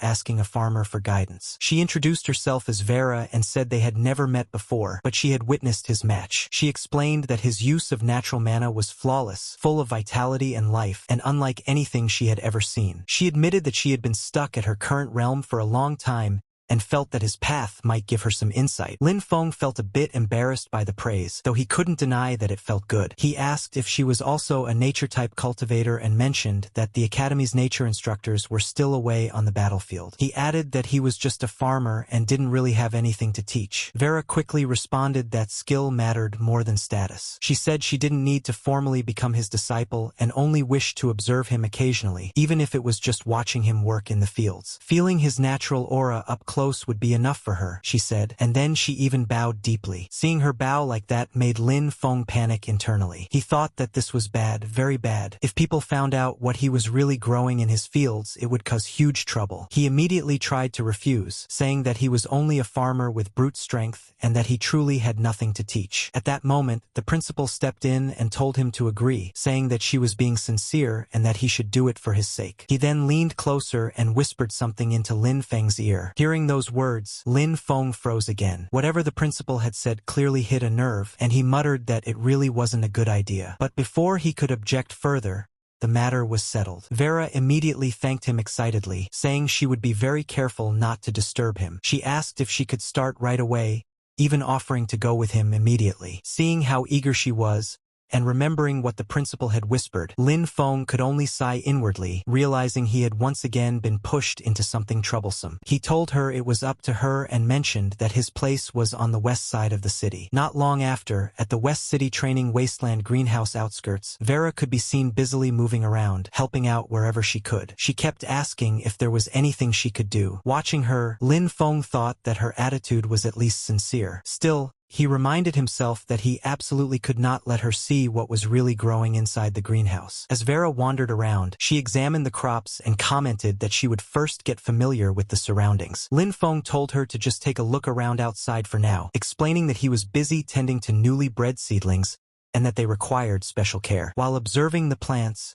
Vera's eyes gradually widened. She realized that the crops had all been nourished by extremely pure natural mana. They weren't ordinary at all, but high-grade plants with temporary attribute-boosting effects. She couldn't help but say that Lin Feng was making her more and more curious. An hour passed, and she was still examining the crops. The more she looked, the more unbelievable it felt. Finally, she asked if there was something wrong with the soil. Lin Feng casually replied that it was just ordinary soil. Vera was shocked and asked if he had really not used any mana crystals or elemental fertilizer. He answered honestly, saying that he had thought about it before, but those things were far too expensive for him. With his limited funds, he simply couldn't afford them. Vera stared at the crops again and muttered that they looked like they were slightly undernourished, yet somehow still thriving. Inside, she couldn't help but think that Lin Feng's natural mana was far beyond normal. If that was the case, maybe she could help him instead. She then mentioned that the Academy had a regulation allowing students to exchange dungeon materials for special items at the Academy warehouse. Hearing that, Lin Feng's interest was immediately piqued. He grabbed her by the shoulders and asked if what she said was true. Vera nodded and explained that, for example, the level 10 dungeon in Storm Academy, the Gloom Forest,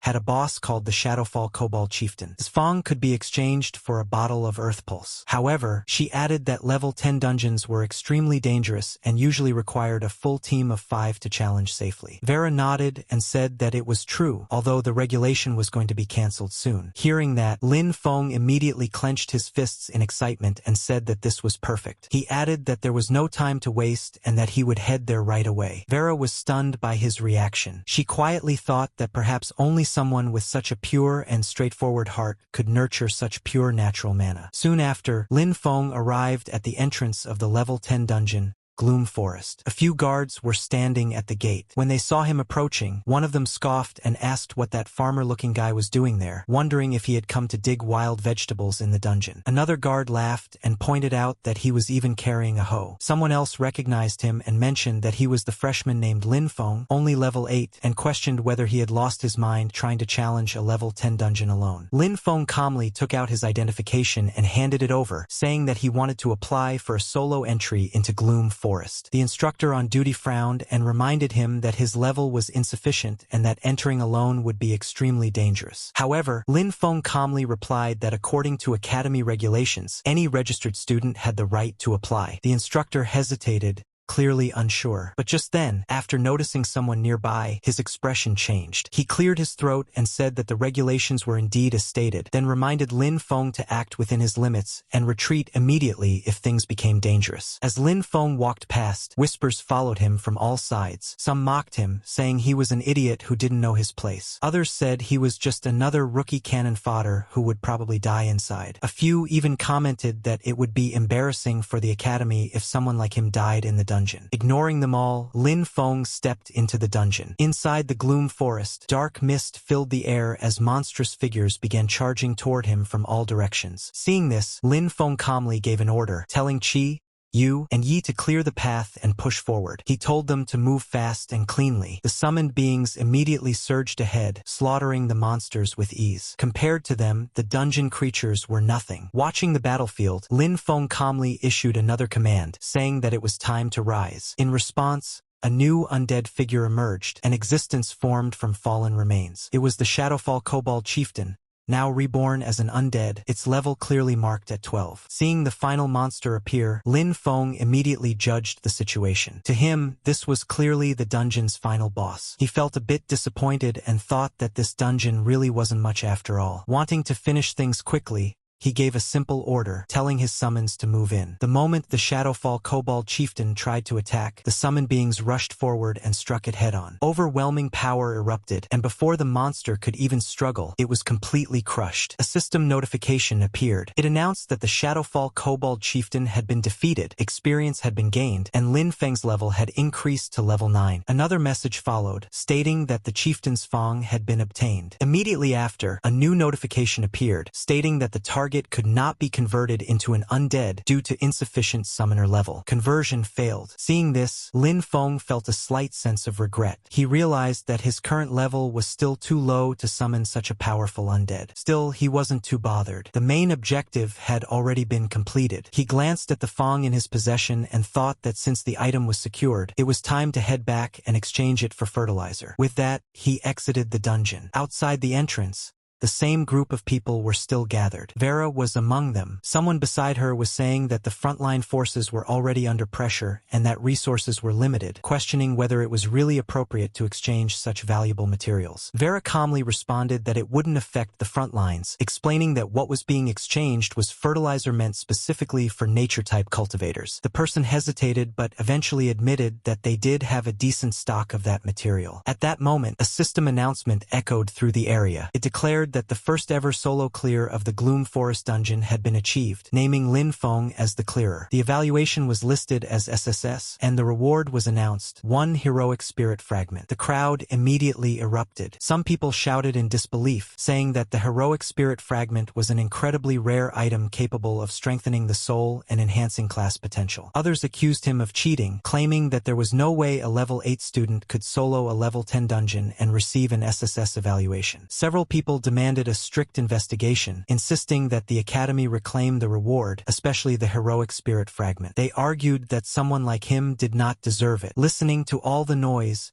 Vera could only sigh. She admitted that she had expected him to struggle at least a little, but she never imagined he would clear the dungeon in one go. Meanwhile, Lin Feng glanced around at the hostile gazes directed toward him. He felt a bit helpless, thinking that trouble always seemed to follow him no matter where he went. Still, he didn't dwell on it for long. In the end, all he wanted was to keep moving forward. At the entrance to the level 10 dungeon, Gloom Forest, everyone was looking at Lin Feng with suspicious eyes. He honestly couldn't understand why people always had to act like this. He was just a farmer who liked farming. What was so wrong with that? He calmly stepped forward and told the teacher that, according to academy rules, he was there to exchange his rewards for resources. Before the teacher could respond, a guard behind him sneered and said that Lin Feng's rewards had been obtained illicitly and should be confiscated. The teacher immediately refuted that claim, stating that the rewards were issued directly by the dungeon system and that the academy had no authority to seize them. The man clearly wasn't satisfied and said that he was willing to initiate a resource wager instead. Several others nearby showed interest, clearly having waited for an opportunity like this. Lin Feng asked what a resource wager was supposed to be. The man explained that it was a winner-takes-all bet, where the victor would gain both parties' rewards while the loser would lose everything. Someone else added that it would be a dungeon speed run, supervised by academy teachers, to see who could clear it faster. The teacher turned to Lin Feng and asked whether he was willing to accept the wager. Lin Feng thought for a moment before saying that there was no benefit in it for him and that it sounded boring. He asked why he should even bother. Hearing that, the man grew visibly frustrated. Gritting his teeth, he said that he would add a lamp of nature blueprint to the wager. At that, Lin Feng fell silent. Vera immediately leaned closer and whispered urgently, telling him that he absolutely had to get that blueprint. She explained that the lamp of nature was a growth-type magic tool exclusive to the nature department. A blueprint could only be used once, making it extremely rare. Its effects included significantly shortening crop growth cycles without any side effects, making it the perfect tool for someone who truly loved farming. After hearing this, Lin Feng could no longer ignore the offer. Seeing his reaction, the man smirked and stepped closer, mockingly asking if the hillbilly was done thinking yet and whether he dared to accept the bet. At the same time, unseen by Lin Feng, messages were flashing on the man's communicator. Someone reported that Lin Feng had come out of the dungeon. Another message came back, telling him to stall Lin Feng at all costs. When the man asked what to do if Lin Feng ignored him, the reply was clear: use resources to bait him. Put the lamp of nature blueprint on the line. The man hesitated for a moment, noting that the blueprint was the foundation of his family's rise, but eventually agreed to go through with it. Meanwhile, Lin Feng was thinking things through carefully. He knew that his necromancer abilities could not be exposed. However, if it was just a speed run with a supervising teacher, he figured he could hide most of it without too much trouble. More importantly,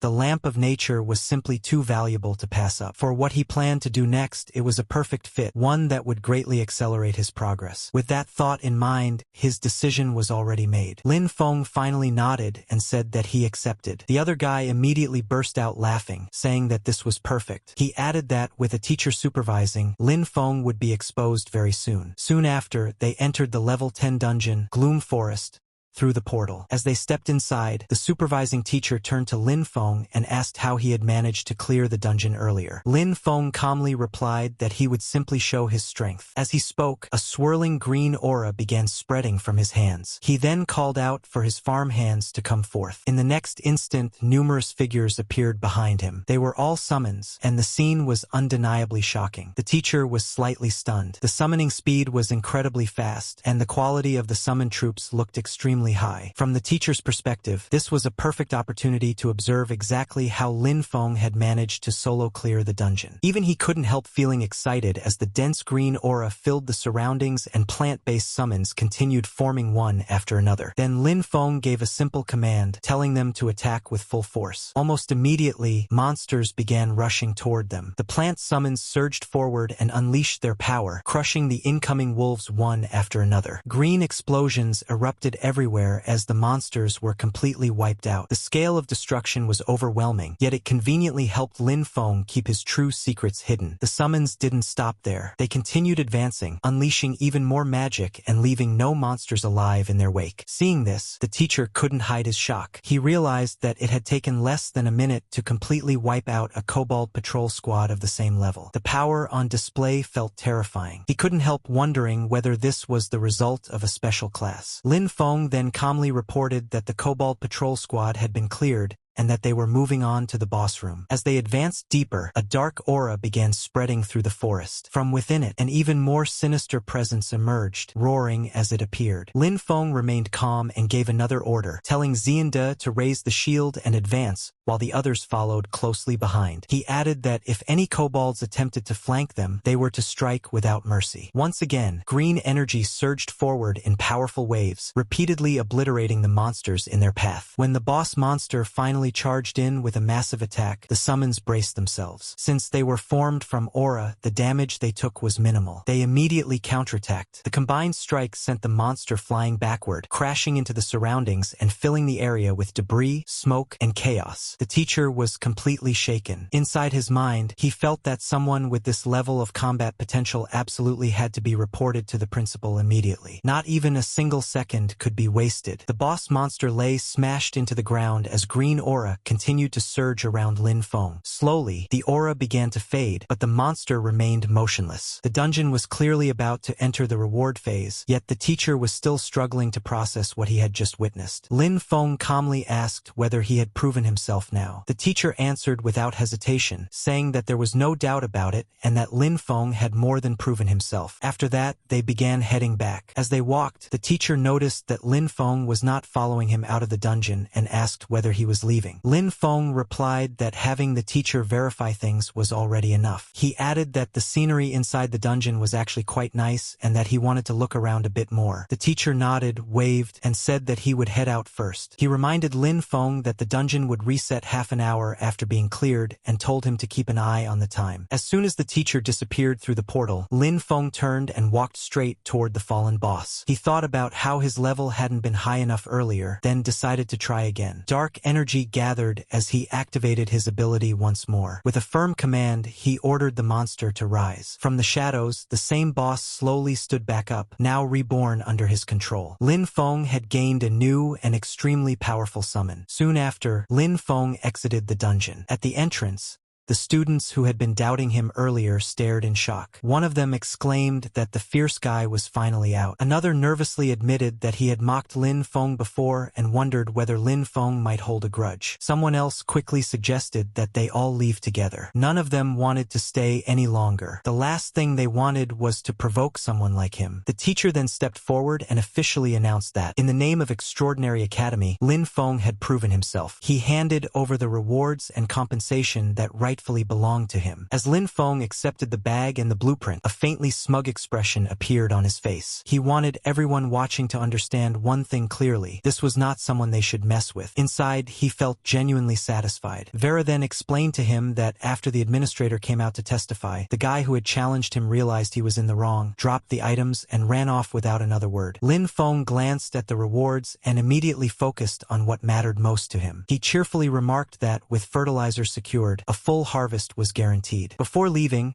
the teacher added that Lin Feng might also want a recording stone containing footage of that student's performance inside the dungeon. A loud, heavy impact echoed as someone threw a powerful punch straight into a punching bag. The scene shifted to Sun Will Academy, inside Haru's room. Haru was clearly in a terrible mood. As he continued striking the bag, he kept thinking about Lin Feng, calling him a lowly farmer who had humiliated him again and again. He realized that brute force wouldn't work, and academy rules couldn't touch Lin Feng either. No matter how he thought about it, neither path would solve the problem. After thinking hard for a long while, an idea finally struck him. He suddenly remembered that Lin Feng was only relying on his nature magic and summons to show off. With that thought in mind, he immediately ordered a letter to be sent to the front lines to his uncle, the Count. As the letter was taken away, Haru added another instruction, telling the messenger to have the nature department mentors currently rotating on the battlefield return to the academy as soon as possible. The person delivering the letter hesitated and asked if Haru was planning to use the nature department mentors to suppress Lin Feng. Haru answered without hesitation, saying that was exactly the plan. He thought that those old mentors valued purity and strict rules of nature magic above everything else. If they were the ones dealing with Lin Feng, he wanted to see whether Lin Feng could still act so arrogantly. At the same time, back at Extraordinary Academy, the scene shifted to Vera's room. She was repeatedly watching the dungeon recording, unable to look away. As she studied it, she muttered to herself that Lin Feng was simply a monster. In her eyes, his understanding of nature's power had already become become instinctual, something far beyond normal comprehension. She briefly considered waiting until tomorrow, but immediately rejected the idea. Instead, she decided to write a letter right away to notify those same old mentors to return as soon as possible. She felt they couldn't afford to waste any more time. The worst possible outcome would be losing Lin Feng to another faction, and she was determined to keep him within their side. Without hesitation, she sent the letter off, watching as it flew away into the distance. As she looked up at the sky, admiring the drifting clouds, a faint smile appeared on her face. She calmly thought that if those old geezers didn't hurry back, their lifetime achievement honors were about to slip right through their fingers. For several days in a row, Lin Feng lived inside the dungeon. He had to face a lot of beasts, but it was nothing to him. He could easily deal with them. One of the beasts goes down, and Lin Feng stands beside it, analyzing the surroundings as the smoke slowly subsides. Then, suddenly, notifications start appearing. 10 meters 28 seconds, 10 meters 29 seconds, 10 meters 30 seconds, 10 meters 31 seconds, 10 meters 32 seconds. He keeps beating his own records. When he comes out, the people outside start commenting. One guy says he solo cleared again and is still this fast, treating the dungeon like his own backyard. Another guy says he's at it again and wonders how many runs this is today. Someone else says he didn't count and is too lazy to count, adding that this guy is just crazy. Another person says to scatter because it's boring and watching him grind dungeons isn't as good as watching others farm. Lin Feng then walks forward, shows his box of items, and says he's here to exchange for fertilizer. Brother Chen looks at him and says that student Lin Feng's accumulated credits are enough to apply for promotion. He adds that staying in the lower academy has little meaning for him and suggests applying for promotion to the upper academy. Lin Feng thinks about it and says,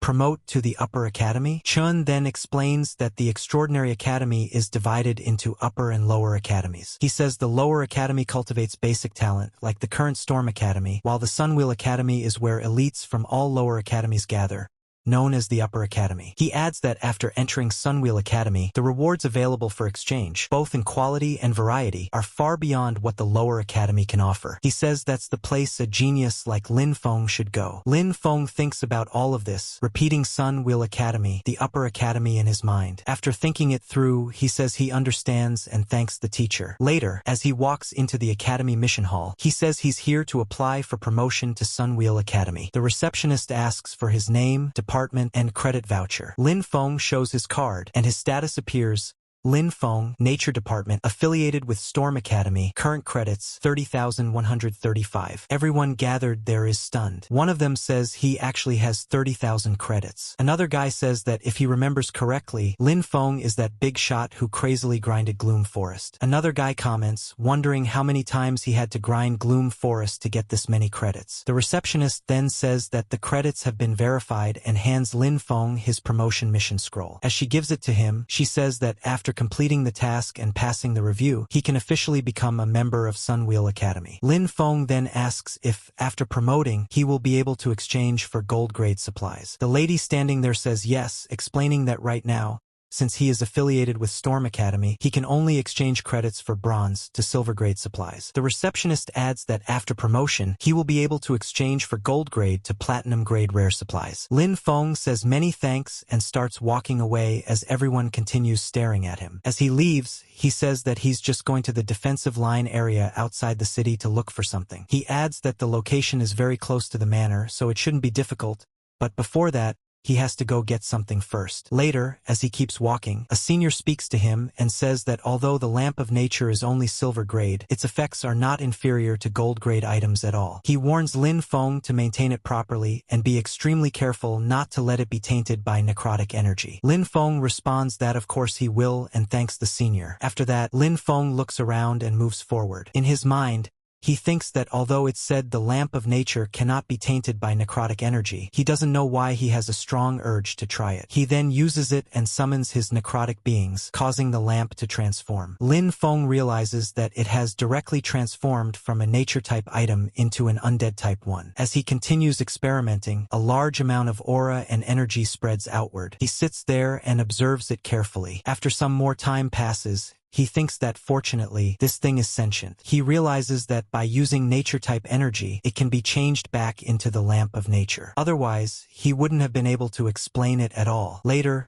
outside the city at Lin Feng's farm, he brings the lamp there and places it above the fields. Soon after, a large amount of crops begins to grow. Then he thinks that the power of the lamp of nature is truly terrifying. Even on its first use, it can make crops grow this rapidly. He thinks that there will only be more such things at the Extraordinary Academy, and it seems he must complete the Upper Academy promotion mission quickly. He quickly heads out, leaving his beings busy with their own work. A bit later, we see the words periphery of the abandoned watchtower. There, Lin Feng thinks that this is the mission location. As a search mission, the visibility is low, so it's best to be cautious. He notices that the area feels very fresh, and someone has been here not long ago. As he looks around, he sees quite a lot of footprints. While analyzing the marks, he wonders who would come here. Suddenly, he notices something and immediately looks up. There are several people nearby. One of them urges the others to hurry up, saying the young master ordered them to take the item before Lin Feng arrives and make his mission fail. Another one laughs and says he found it. A third guy tells him to keep his voice down, warning that the guy named Lin could arrive at any time. The other one scoffs and says there's nothing to be afraid of, adding that when the time comes, they'll just use fire-type magic to burn the thing. As he says this, he throws the book and adds that once the item is destroyed, Lin Feng's mission won't be completed either. However, the book flies straight into Lin Feng's hand. Lin Feng calmly says that in that case, he should thank them. The group is instantly terrified, clearly not expecting this outcome. One of them curses and blames the other, saying it's all his fault. He even hits the other guy and yells at him to snatch the item back immediately. Both of them then gather aura in their hands and rush straight at Lin Feng. Lin Feng immediately responds, gathering green aura of his own. In an instant, spikes and vines burst out of the ground and move at incredible speed, tightly binding the two attackers. The moment they are restrained, they are dragged right in front of Lin Feng. Lin Feng asks if they are going to give him an explanation. He even laughs, knowing that once they are bound like this, there is nothing they can do. Later, at dusk outside the city farm, Lin Feng thinks about Haru. He didn't expect it to be Haru again. He realizes that if this continues,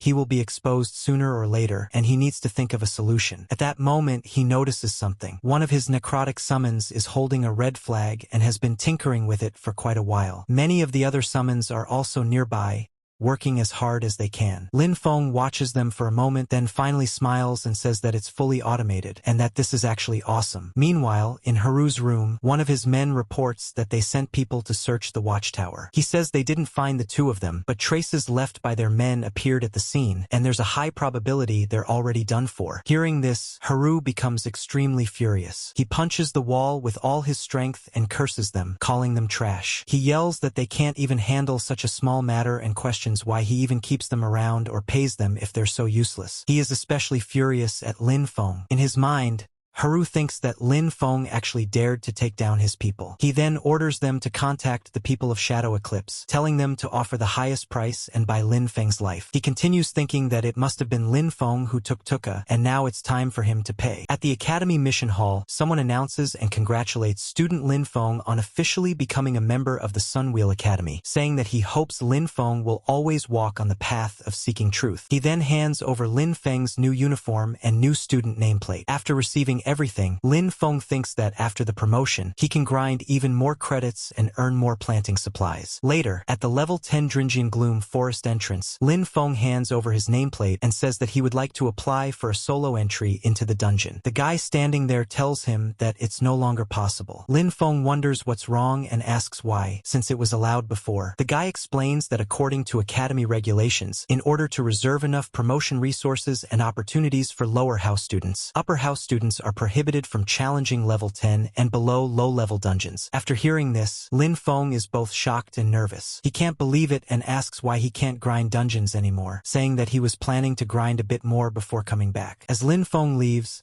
the guy at the entrance thinks to himself that it's good Lin Feng finally left, because if he had stayed any longer, the warehouse there would have been emptied by this kid. Lin Feng realizes that his most efficient way to grind supplies is now gone. He thinks about what he should do next. Just then, someone approaches him and says that he must be the newly promoted junior brother Lin Feng. He introduces himself as Ron and says that seeing Lin Feng wandering around, he might be unable to find a suitable mission. Ron adds that their squad has taken on a dangerous collection mission and is short one person. Lin Feng feels that Ron's appearance is a bit too coincidental. Ron then asks if he's interested in joining, saying that it's a good chance to familiarize himself with the difficulty of upper house dungeons. Lin Feng thinks that he really does need credits to exchange for supplies and also needs to understand how strict the Sunwheel Academy is. He figures that if it's just a collection mission, it shouldn't be a big problem. So he agrees and says he'll join. Ron happily responds and says they should head out right away. When they arrive at the dungeon entrance, there are already two people waiting. Ron introduces them,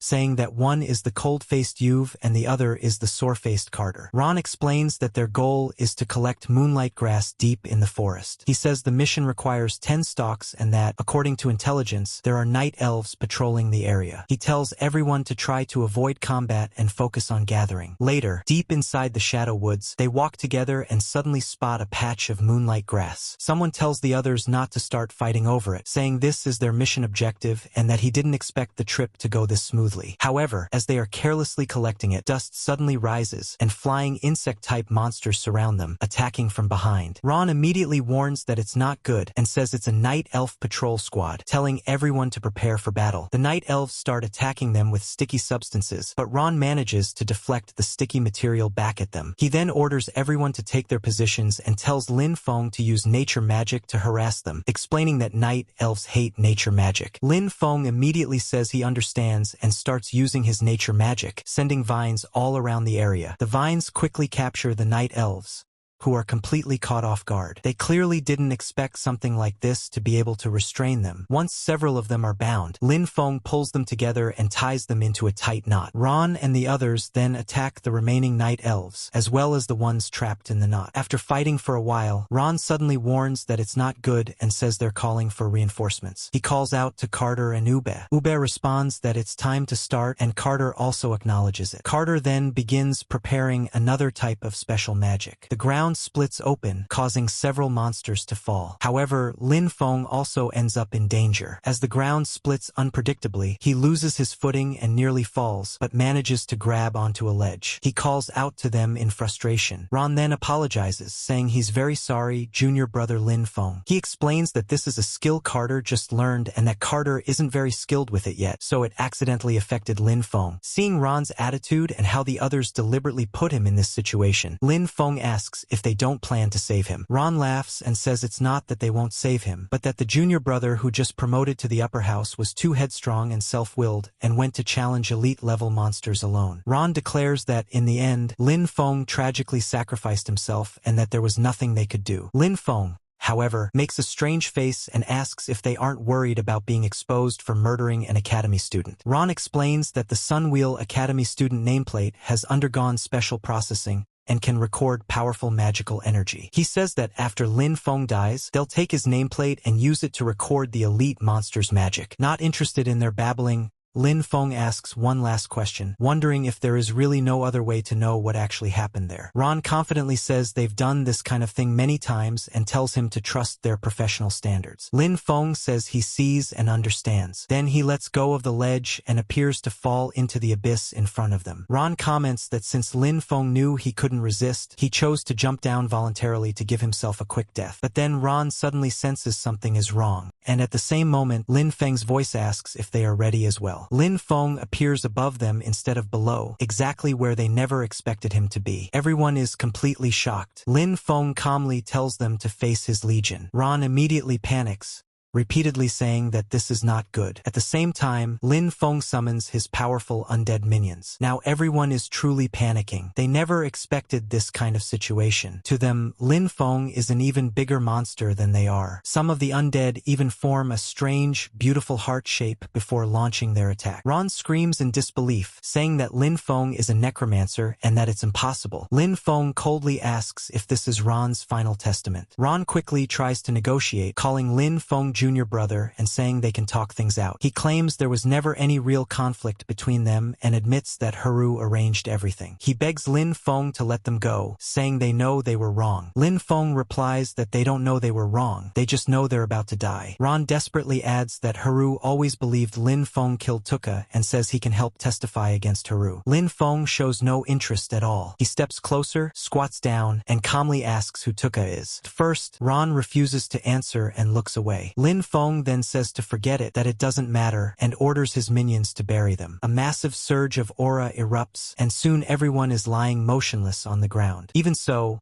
Ron curses Lin Feng, saying he hopes Lin Feng dies a horrible death. Lin Feng replies that Ron's good days are just beginning. He then orders Ron to rise, and all of them resurrect as undead minions. Lin Feng then reflects on whether undead transformed from humanoid creatures naturally possess higher intelligence than other creatures. He realizes it was the night elves' magic from earlier. He thinks he doesn't need to handle the aftermath himself, but since people died, it's best to return and report it. With that, he prepares to leave and heads toward the portal. However, something feels wrong. Lin Feng realizes he can't exit. Confused, he stares at the portal for a while, until a notification appears stating that the special item Regret of the Past has taken effect. It explains that before the dungeon is cleared, the exit cannot be opened, and that within this dungeon, all his attributes will reach 200%. Suddenly, black energy erupts all around him, and another presence emerges. Lin Feng is shocked by what he sees. Before him stands a massive creature, a gigantic horse fused with a towering humanoid figure. As Lin Feng watches the new figure preparing a massive attack, he suddenly feels that something serious is about to go down. He immediately summons his undead, thinking it won't be that hard to deal with. He gives the order to attack. His undead charge forward at incredible speed as the horse-like figure also prepares its weapon. However, the undead are slightly faster and strike first. They keep delivering one powerful blow after another. The horse-mounted figure struggles to fight back, and soon the horse becomes frightened, causing the rider to fall off. The undead immediately follow up with another flurry of attacks, continuously damaging the fallen figure. Lin Feng casually eats a banana while observing the battle. He thinks that the undead this time seem to possess more instinct and are even capable of coordinating with each other. Still, it feels like something is missing. As the attacks keep raining down, the fallen figure can't believe what's happening. He asks why Lin Feng is able to use the power of death. Lin Feng watches silently at first, then laughs and smiles, saying that he wouldn't understand. Lin Feng then orders them to bury him. The undead intensify their assault, and the enemy finally collapses. Another massive area-wide attack follows. A status appears showing that the area is clear and progress has reached 50%. Lin Feng comments that it's actually a dual boss system dungeon and realizes he has to continue deeper inside. At the Gloom Forest core area, massive weed-like mushrooms grow everywhere, even wrapping around the trees. Lin Feng enjoys the scenery as he moves forward, but suddenly he senses something wrong. A huge aura erupts as a hidden area reveals itself. From within it, another figure emerges, surrounded by overwhelming aura. The figure questions why Lin Feng has set foot in this holy land. Lin Feng responds by asking if the figure can speak human language, adding that if not, he'll start the fight. The figure is revealed as Guardian Shevius, level 18. She remains silent for a moment, only continuing to raise her aura until the entire area is engulfed in red energy. A status window appears in front of Lin Feng, stating that he has entered the combat phase. It explains that the Spore Domain effect is active, causing all non-Undershadow type units to take 4 erosion damage every 3 seconds, with the decay effect stacking. It also notes that because Lin Feng has the stacked effect Regret of the Past, his undead units regenerate 1 mana per second. Feeling confident, Lin Feng says that this means in this dungeon, the undead he summons can maintain themselves without consuming his mana. Lin Feng laughs and says that Regret of the Past is truly a good thing. He then summons his undead and orders them to crush everything. Another huge battle breaks out. Later, in a different area, a man thinks to himself that it's fine even if Ron and the others couldn't beat Lin Feng,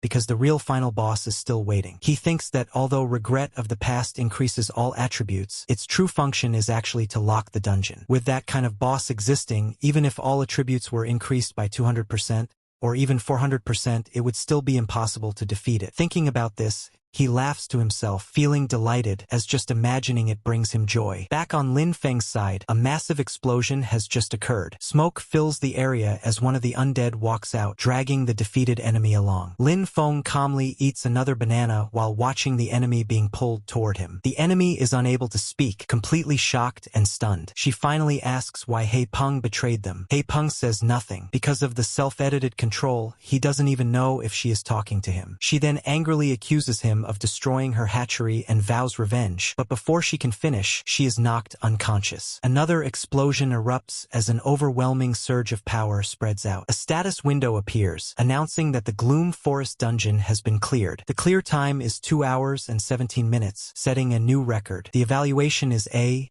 and reward calculation begins. Lin Feng eats yet another banana and thinks that it's not bad at all, feeling that he has grown stronger. Soon, a huge egg-like object appears in front of him. Lin Feng is confused and wonders what it is. A notification then appears, identifying it as the embryo of the chthonic demon, a mythical grade item in an inactive state. The description explains that it is a life seed left behind after the fall of an ancient chthonic demon, requiring specific conditions to hatch. Its current status is dormant, with a strong death aura detected and an affinity of 30%. As Lin Feng examines it closely, he thinks about this black egg hatchery and wonders what it really is. He then uses his storage ring to store it away entirely. After that, an exit opens, allowing him to leave immediately. However, before leaving, Lin Feng looks around one last time at the Lady Demon's body. He thinks that converting a level 18 boss into an undead would consume a lot of power, but once converted, it should be at least on the same level as Xiao He. With that thought, he gives the command to arise. Soon,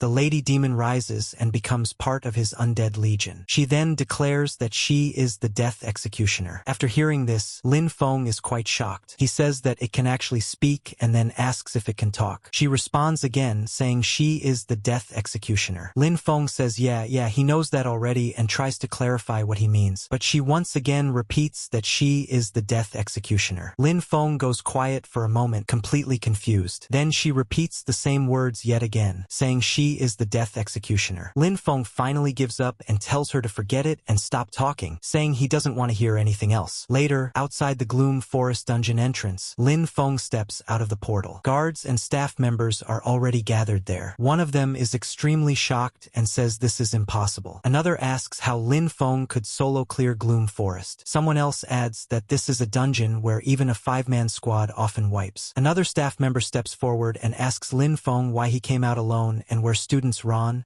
Carter, and Yue are. Lin Feng explains that they encountered a massive night elf attack while gathering moonlight grass and unfortunately got separated. He says he barely managed to escape deeper into the dungeon, accidentally triggered the boss fight, and narrowly survived to clear it and come out. As for the three of them, he says it doesn't bode well for them. The staff members discuss among themselves and conclude that it does match the magical power characteristics of night elves. One of them clenches his fists in frustration and asks Lin Feng if he encountered any unexpected situation after entering the dungeon. Lin Feng replies that after entering, he gained an effect called Regret of the Past. The staff member is shocked and immediately asks if Lin Feng has made any enemies recently. Nearby, another person at the dungeon entrance watches in disbelief, thinking that this is impossible and wondering how Lin Feng could solo clear the dungeon boss, something no single person should be able to achieve. Lin Feng notices him from afar and tries to stay out of sight, but his height ends up giving him away anyway. Lin Feng then says that as for enemies, he doesn't really know, since he just got promoted to Sunwheel Academy. The staff member acknowledges this and says they will investigate the matter carefully and ensure justice for him. Lin Feng bows slightly and thanks the mentor, saying he's counting on them to handle this matter. Meanwhile, the other guy still can't believe what just happened. As Lin Feng turns to leave, he quietly thinks about how he's going to send his undead after the moron who tried to take him down. After taking a look, Lin Feng thinks to himself that it was fine outside the dungeon just now, but after returning to the farm, this embryo suddenly became restless. He recalls what Xavier said before dying and wonders if this embryo was really placed in the dungeon intentionally by someone to be nurtured. He notices that the embryo can actually be influenced by both of his magical powers at the same time. He thinks that logically speaking, undead-type magic and nature magic shouldn't be able to coexist, so why is this happening? He wonders if the embryo is like him, capable of allowing two types of magic to coexist within its body. But then he reminds himself that he is human, while this embryo clearly looks like something created by the demon clan. He concludes that there is only one way to find out. He changes his clothes, puts on a fresh set, and heads to the principal's office. After he knocks, a voice from inside tells him to come in. The man inside notices him and says that student Lin Feng hasn't rested yet, even at this late hour. Lin Feng shows him the embryo and says that it's hard to explain, and that the principal should just take a look directly. The principal examines it carefully and asks where Lin Feng found it. Lin Feng explains that it was inside the Shadow Woods dungeon and dropped after he killed the final boss. At first, he thought it was just a normal drop item, but something felt off. The principal immediately recognizes it and says it is the embryo of a chthonic demon and that there can be no mistake. He realizes that the demon clan was actually able to bypass their detection and directly enter the dungeon to cultivate such a thing. Lin Feng repeats the term chthonic demon in surprise, and the principal begins explaining further. He says that a chthonic demon is one of the demon clan's units that uses humans as food. By preying on humans, they gain immense strength, and some of them can even cross space itself. He continues, saying that conventionally, a Type 4 Blood Cavern Lord is capable of this. These chthonic demons that gain the power to cross space use dungeon mechanics to plant seeds or embryos. They rely on adventurers' battles, deaths, and magical fluctuations as nutrients to incubate silently. Once the embryo matures, it breaks through the dungeon and descends into reality. The principal adds that this particular embryo has only just entered its growth phase. If it had remained inside the dungeon absorbing nutrients, it would have hatched within half a year at most. After hatching, it would become an extremely high-level chthonic demon, and if it caused chaos within the academy, the consequences would be unimaginable. However, the principal admits that what puzzles him most is that this kind of embryo usually hides extremely deeply and normally won't appear unless there is a similar aura nearby. He then asks Lin Feng if he understands what he means. Lin Feng understands what the principal means and becomes quite panicked. However, the principal tells him to relax, saying he was only teasing him. He explains that Lin Feng has done a service by handing the embryo over, and both reasonably and emotionally, he has no intention of doing anything to him. He adds that everyone has secrets,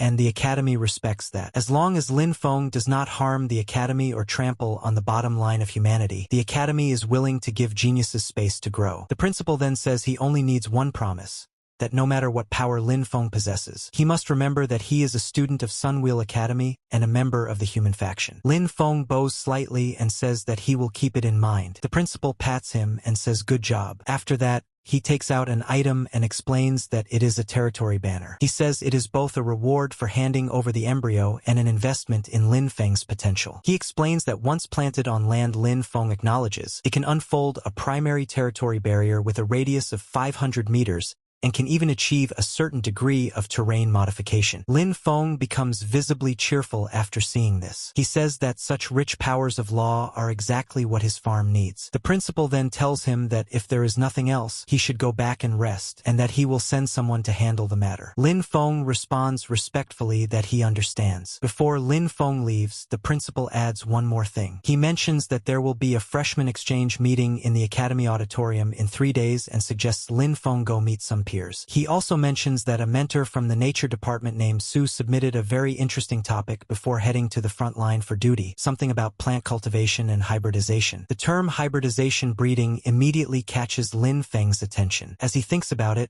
he realizes that before, he had simply been gluing undead and plants together, but what if he thoroughly hybridized them instead? Later, back at the farm, he plants the territory banner and observes the surroundings. He notes that after using the banner, the concentration of nature magic in the area is clearly rising. However, the matter of undead and hybridization still feels very difficult to deal with. Just then, he suddenly senses something and looks around, wondering if something happened on Savius's side. Elsewhere, a worn-out man mutters to himself that the pressure is too much and that he can't even deal with a brat who just got promoted. He thinks he can't wait any longer. He also worries that investigators at Sunwheel Academy have already found clues, and if they discover that Tuka was taken down by him, it will cause huge trouble. Later, he enters another secret room. Deep below, there is a massive demon. Standing in front of it, he performs a ritual and calls out Haru's name. The demon responds, asking why Haru disturbed him when he had already said not to come unless there was something important. Haru immediately kneels and prays, calling him the Great Gula Diosa and asking for guidance. He explains that an anomaly named Lin Feng is destroying his sowing plane and asks how he should eliminate him. The demon snorts and calls Lin Feng an anomaly, saying that those who delusionally want to change fate will eventually be punished by fate. He declares that he will send someone to deal with him. Haru hurriedly thanks the Great Gula Diosa and asks him to make it quick, saying he is worried otherwise. The demon suddenly becomes furious and attacks, roaring at Haru not to order him around like an ant. Haru is blasted backward, sent flying by the huge impact. After crashing down, Haru grits his teeth in frustration and blames Lin Feng for everything, saying it is all Lin Feng's fault. Later, at the freshman exchange meeting in the Academy Auditorium, a large crowd has gathered. Lin Feng is also present, sitting quietly. He complains in his mind that it is so boring and that he shouldn't have listened to the principal's nonsense. He thinks that with the time spent at this party, it would have been better to research hybridization back at the farm. Even so, He admits to himself that the food there actually tastes pretty good. Suddenly, a guy approaches him and calls out student Lin Feng. Lin Feng is slightly surprised that someone came to talk to him. The guy then excitedly says he heard Lin Feng solo cleared the Shadow Territory dungeon and that it was really amazing, asking if he could get some advice. Lin Feng immediately feels that something is off. He thinks that everyone around him has been avoiding him, yet this person came over on his own. Lin Feng apologizes and says he doesn't really want to talk about it, mentioning that 3 seniors died in the dungeon. He even pretends to tear up. The other guy quickly apologizes and tells Lin Feng not to be sad, saying he is sorry for bringing up painful memories and that he will ask another time. However, as he walks away, he thinks to himself that this is the person Lord Gula Diosa asked him to deal with and that he doesn't look like much. Meanwhile, Lin Feng silently watches him leave without saying a word. Elsewhere, Haru lies back, muttering that the Iron Lion Duke, the Nature Department mentor, and Gula Diosa have all been notified. Even so, he still feels a faint uneasiness in his heart. The uneasy feeling grows stronger, and he suddenly asks who is there. A strange figure steps forward. It is Lin Feng, accompanied by one of his undead warriors. Lin Feng calmly asks what number this is. Haru replies that it is 1. Lin Feng nods and says correct. Then he throws a punch straight into Haru's face, saying he has tolerated him for a long time. It is his reward punch, and there is much more in his mind which he wants to try out. But if you don't want to miss it, subscribe right now and turn on all the notifications.